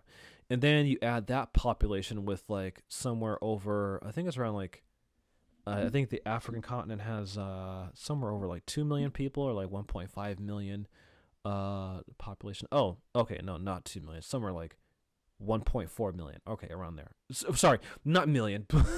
Not million. Does way too small. 1.4 billion. There we go. Billion with a B. My mistake. So the African continent has somewhere around 1.4 billion people. So if let's got a calculator right here. So if we do like 350 million divided by 1.4 billion, that's 1.4. That's 1.4 million. 1.4 billion. Here we go. Wow. Okay. The African diaspora, if you divide up the population of the African diaspora over the total population of the African continent, that's 25%. So that's a huge chunk of Africa's population living outside of Africa because of the transatlantic slave trade. Just to give you an idea of like the scale. So anyway, Pan-Africanism as an ideology, as a philosophy, it seeks to strengthen and encourage bonds of solidarity between people of African descent around the world. Also, yeah, there's also the Red Sea slave trade as well. Yeah, Indian Ocean slave trade, Red Sea slave trade. So that's the aim of Pan-Africanism. The origins of it. There's a really good book by Hakim Adi. Let me get the book. There we go. Yeah, Pan-Africanism: A History. If you read that book, it's really good. But he does a really good job of outlining the history of Pan-Africanism. And Pan-Africanism is started during the transatlantic slave trade, because as Africans were being kidnapped from their homelands in Africa, in Western and Central Africa. So the transatlantic slave trade, slaves were taken from modern day like Senegal, Gambia, down to, and then Angola, so that main coastline, and then even to some extent like I believe like Madagascar and Mozambique as well. Like there are some slaves taken from there. But for the most part, it's like Western and Central Africa, from like, again, Senegambia region down to Sierra Leone, where like some of my ancestors trace back on my grandmother's side, like Sierra Leone, then to like down to Ghana, modern day Nigeria, and the Congo and Angola. So before the slave trade, Africans identified themselves by their ethnicity and their quote-unquote tribe, because everyone is all black there. But on the African continent, there's like hundreds to like over 2,000 different ethnic groups. So people and different ethnic groups based on where they're at geographically on the African continent, because Africa is a huge continent. So the Nubian people, Fulani people, the Khoisan people, Zulu people,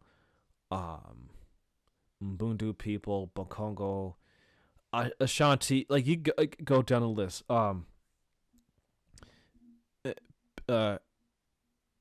Kikuyu, people speak different languages. Hutu, Tutsi, like people speak different languages. They dress differently, have different customs, different foods. So that's how Africans have long seen each other based on like their ethnicity and like their ethnic group. So when the transatlantic slave trade came, right? Now slaves were taken from rival ethnic groups. This is something like people fuck up a lot because they say, "Oh, Africans sold each other." No, they didn't, because there's no sense of like we are all African people. What happened is that there were wars between different ethnic groups, which Europeans also instigated by giving Africans guns to kill each other, to kill other their rivals. So like Europeans would give one ethnic group guns in exchange for people that they had enslaved, and these slaves were taken as a result of their prisoners of war. These people who, captives that they got from like a war that they fought against another ethnic group, and that which happened across the world. So the losing side to a war, their people would be enslaved, but it wasn't permanent. It wasn't based on race, but whoever the losing side was, they were taken as slaves. Or if these people owed a debt, slavery was a way to pay off that debt. So the Europeans were like, okay, we'll take these slaves, and in exchange, we'll give you guys guns to fight some, like, oh, you have a beef with like that ethnic group over there? Well, we can give you guns in return for those slaves. And so one ethnic group would get guns, the other ethnic group would be like literally outgunned, pun intended, because one side didn't have guns, the other side had guns. So the side that didn't have guns, they would need to get guns to protect themselves.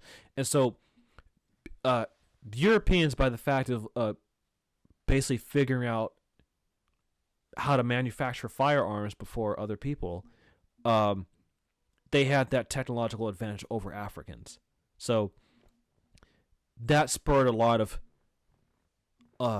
it instigated a lot of wars that would not have happened had the Europeans not introduced firearms. So anyway, those wars happened, and then that fueled the European slave masters' demand for slavery.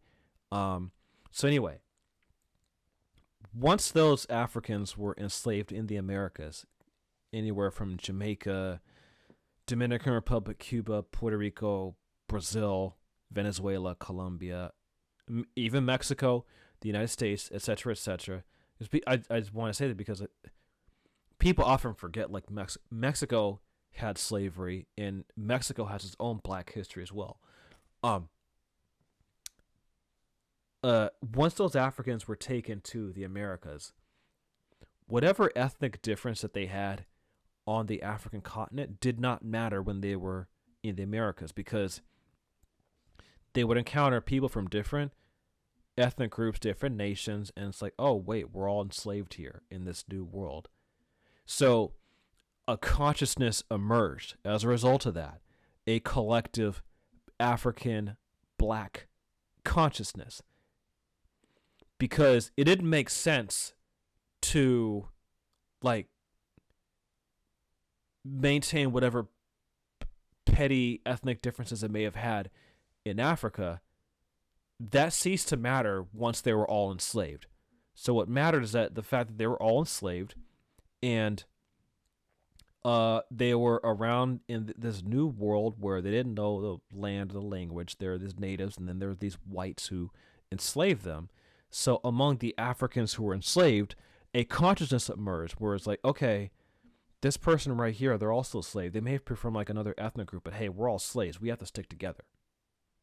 Right? Again, that consciousness emerged because those enslaved Africans had to stick together, because the dichotomy was black Africans who were slaves and then white Europeans who were slave owners.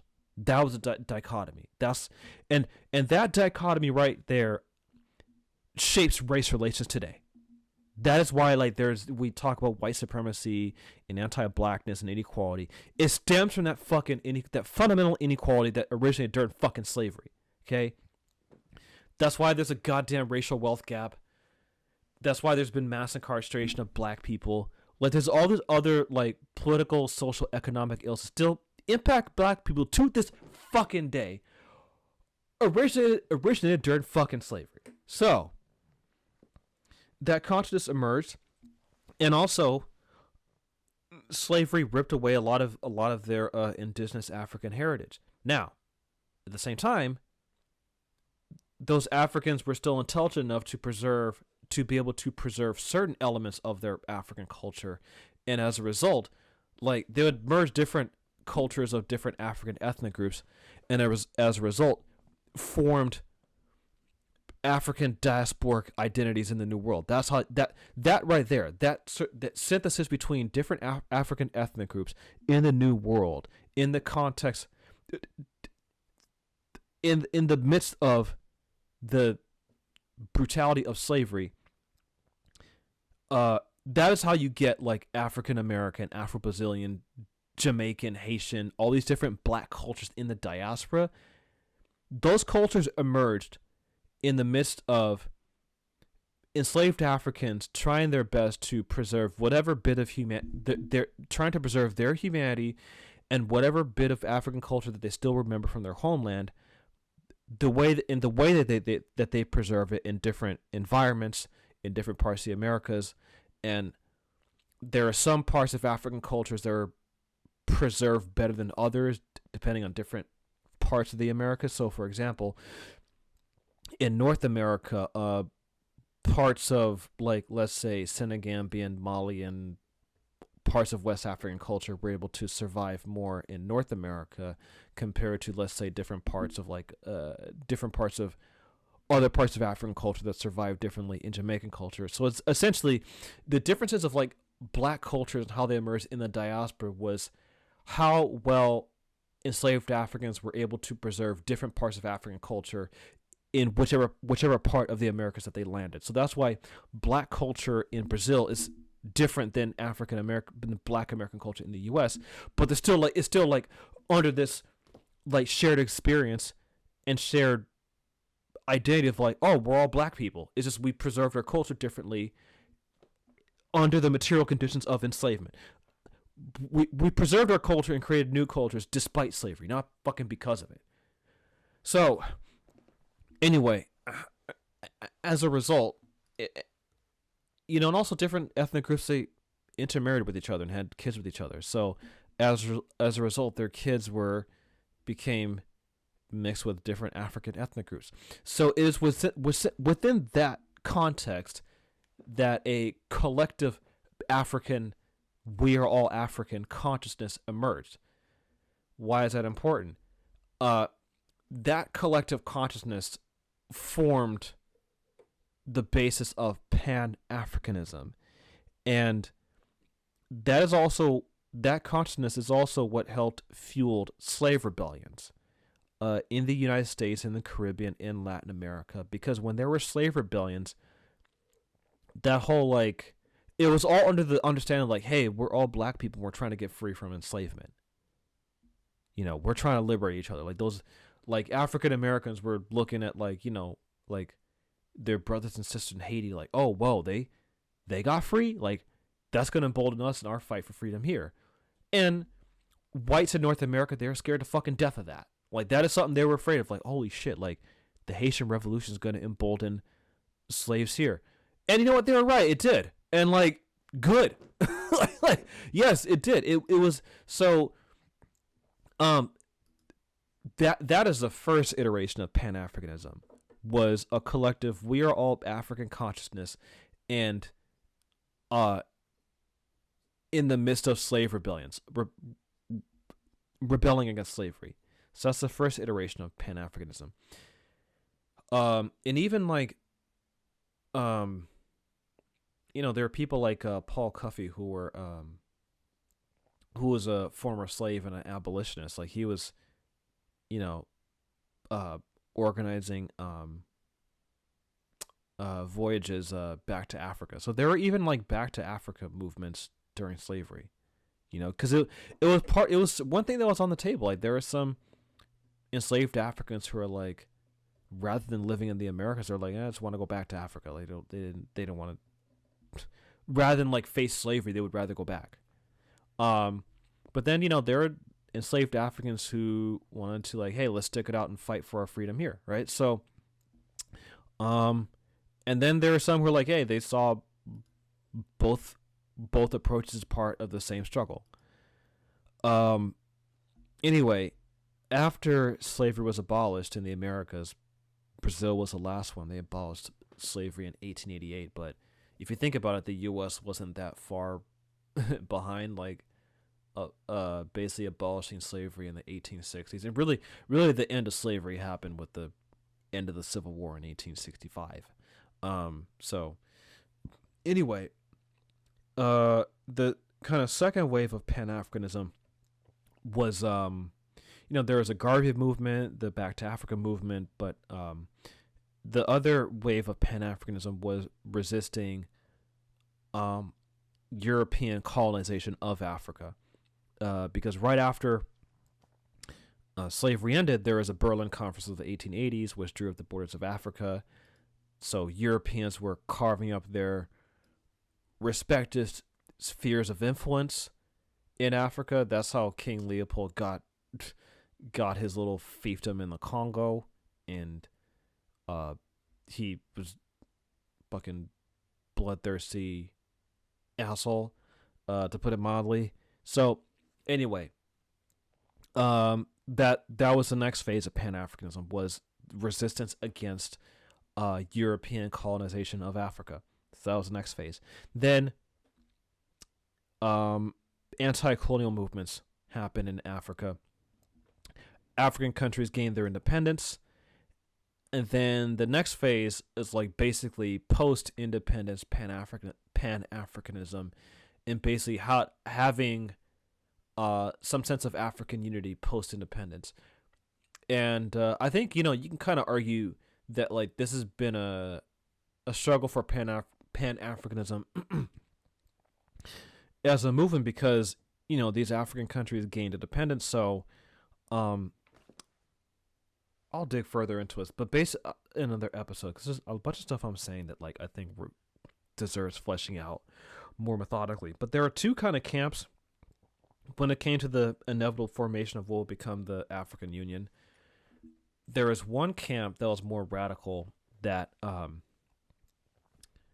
they wanted to have Haiti as part of the African Union, and wanted like basically international black solidarity, and to inevitably get rid of the European borders. Then there are the others which this camp went out.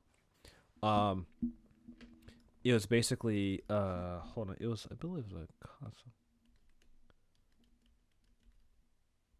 It was here we go. Yeah, it was the Casablanca and the Monrovia group. There we go. These are ideological factions of African nations. So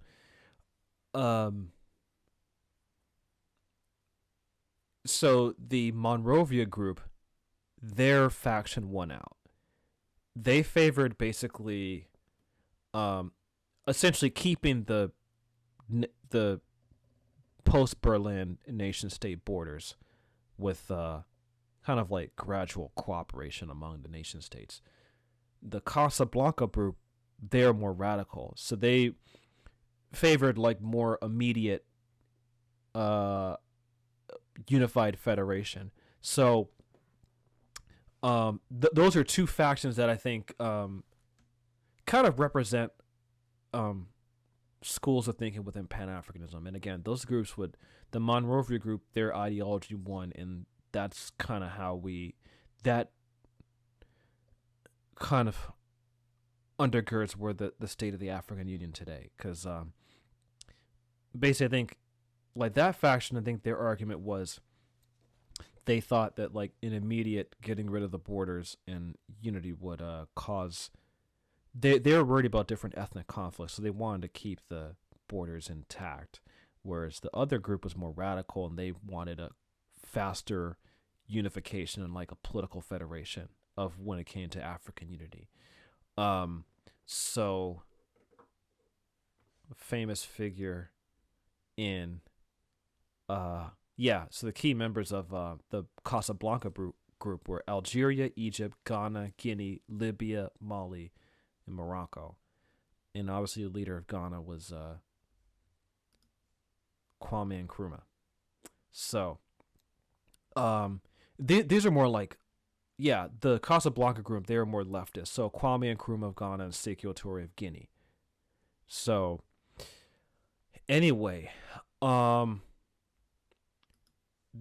in terms of, I'm getting close to 2 hours here.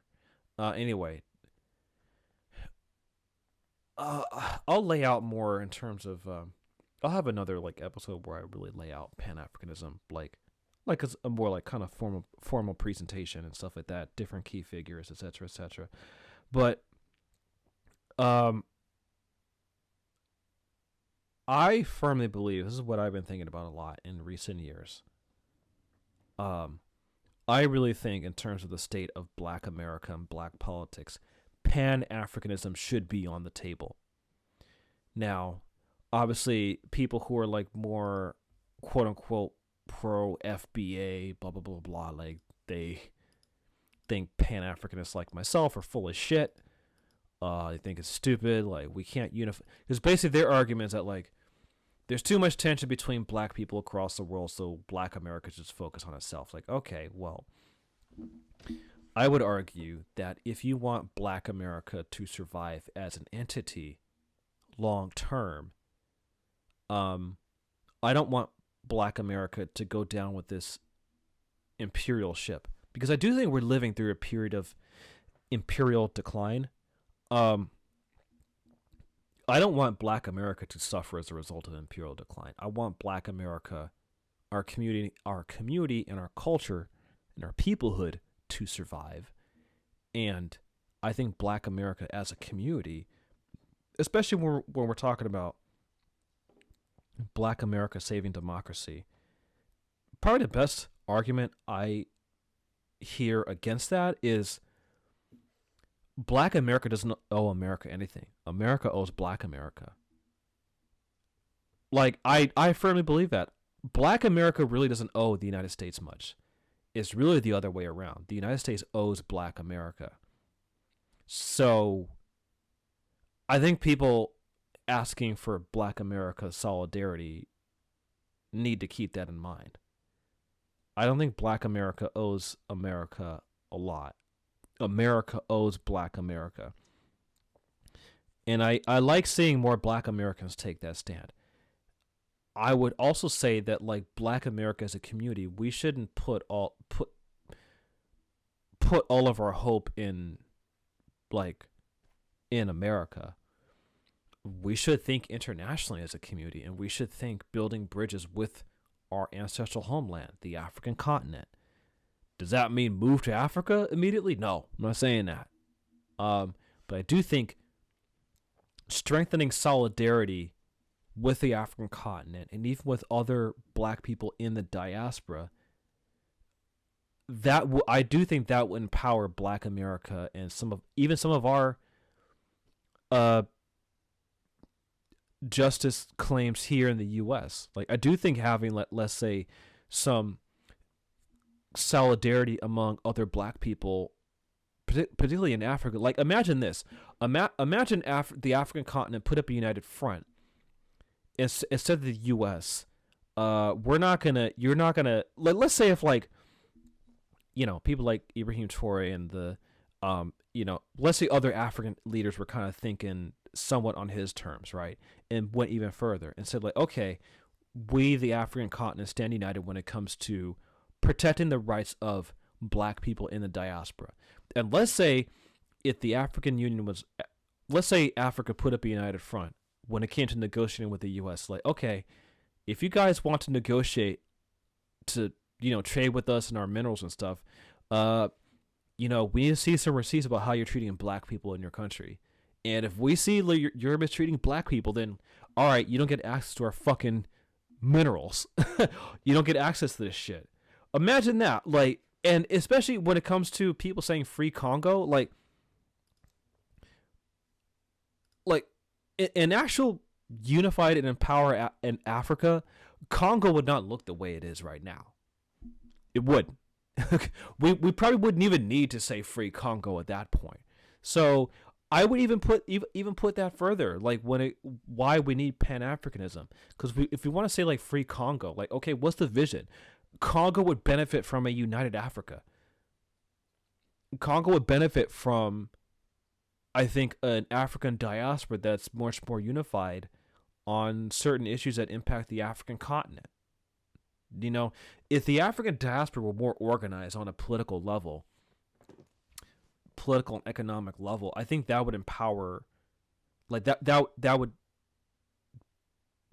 help to improve the situation in the Congo, in my opinion, and it would empower us too.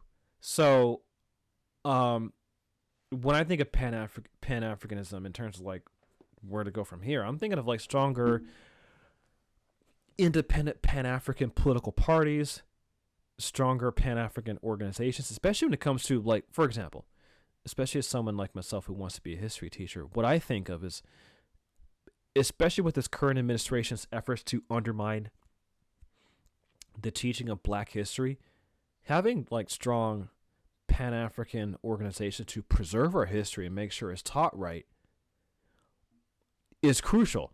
Like, if you really, honestly, for any person, especially if you're not Black, if you're a non-Black person and you don't know shit about Black history, which is probably why you're listening to us, and thank you very much, because if you are not Black and you want to learn more about Black history and Black culture and stuff like that from like with no filter, from like an authentic lens, quote unquote, but like, you know, you want to dig deeper into this shit beyond like, I don't know, fucking like reading The Root or or beyond like whatever you see on social media. You want to get into like some deep shit, right? And by deep shit, I mean like you want to learn about the history of Africa before colonization and before enslavement. It is really within Pan-African circles you would find that shit. It's really within Pan-African circles and community and people, because those are the people who wind up preserving and taking seriously African history and also teaching the real history of slavery, and the transatlantic slave trade. So I'm looking at stronger Pan-African historical and educational institutions, stronger Pan-African political parties that can operate both on a domestic national level and an international level. I'm thinking like that. Obviously mutual aid and stuff like that to provide for the economic needs of our communities. But I'm thinking of ways like how people of African descent can trade among each other. You know, especially as a drummer, like, because there are a lot of people who like me playing djembe and West African drums. I myself, I want to go to West Africa to get more djembe drums and African drums. I have to go to Africa to because my drums are imported drums. Like my main djembe that I play a lot at performances, it is a custom made djembe from Ghana, and the wood is from Senegal. Like you can't get a djembe like manufactured in the United States or North America. Like it has to come from the African continent. That's the culture. That's where the djembe drum, the history of it goes back to the 1200s, the Mali Empire, right? And those artists there are artisans to this day who still keep that drum making tradition. That's why I would want to go to Africa and to preserve that culture. So on an individual level, like that's my individual practice of Pan-Africanism. But I think like especially with this rise in overt white nationalism in the United States, and there's these talks of how to resist fascism, I think an emboldened Pan-Africanism is one way to counteract that.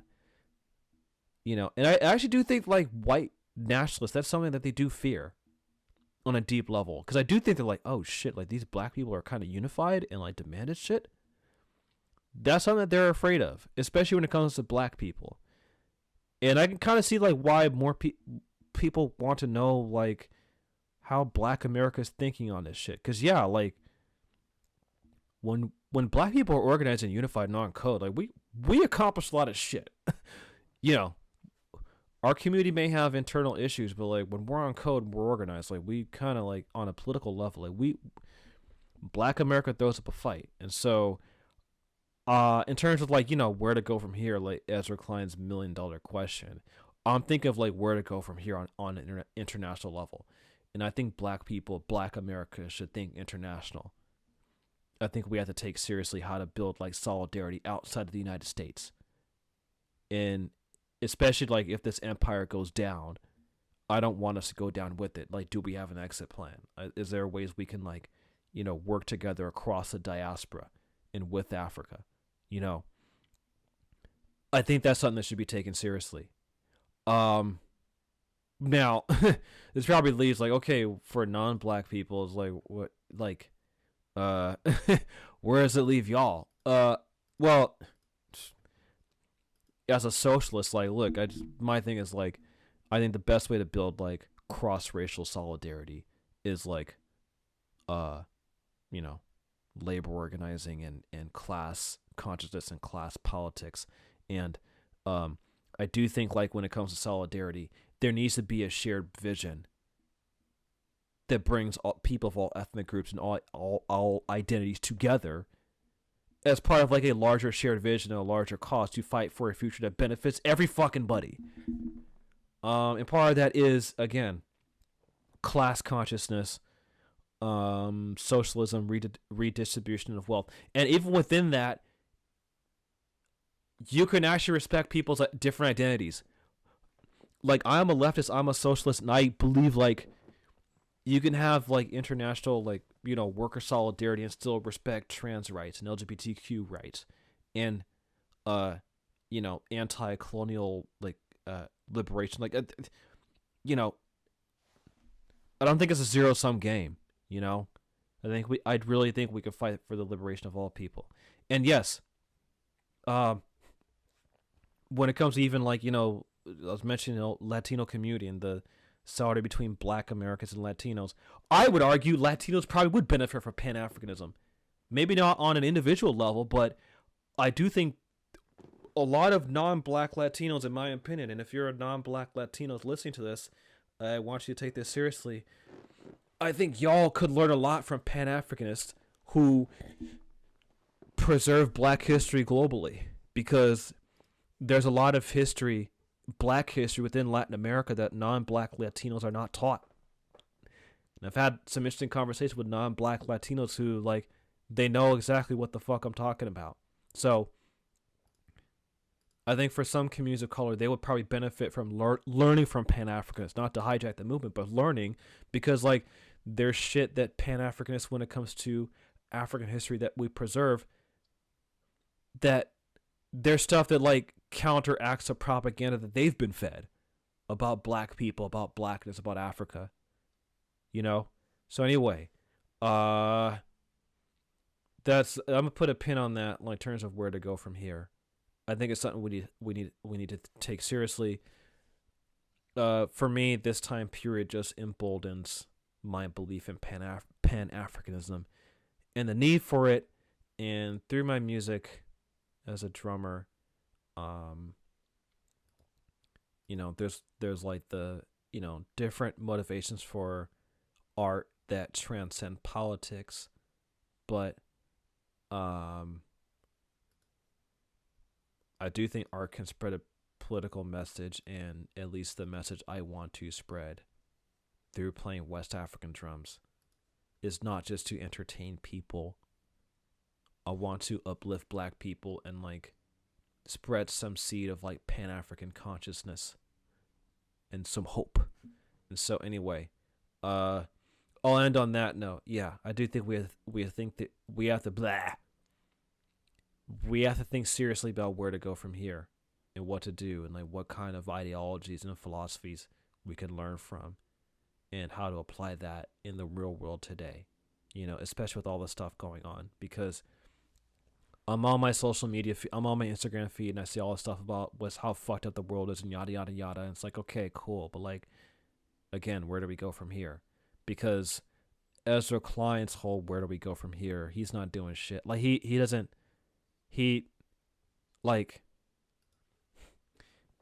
is just doing the same shit over and over again. It's not gonna help. So anyway, that's it on my end. Yeah. If you like this episode, realsankarahours.org. That's our website. and go to our Patreon, patreon.com/Real Sankara Hours. Become a patron for $5 a month. Our episode on the Port Chicago disaster, that's a bonus episode. So if you want access to an episode like that, you'll need to be a patron for $5 a month and help support this kind of independent Pan-African media to further this message and this cause. And yeah, because while, I do believe in Pan-Africanism, I do believe in, the world itself being better outside of Africa. And I try to think of like where do black people fit within that? How do black people get what we rightfully need, but at the same time don't become completely disengaged from the rest of the world around us, and seeing our cause for liberation is still connected to other issues that are happening around the world. So, and I do believe that like Pan-Africanism, while it is an ideology that emphasizes black liberation, I do think that it has a role to play in terms of making the rest of the world a better place. So anyway, yeah, if you fuck with that message, if you agree with it, yeah, become a patron for $5 a month and get access to bonus episodes. Or if that's too much, because this economy sucks, I totally get it. Everyone's fucking broke. You could spend $3 a month and you can just become like just a person who's just supporting the cause. Just $3 a month.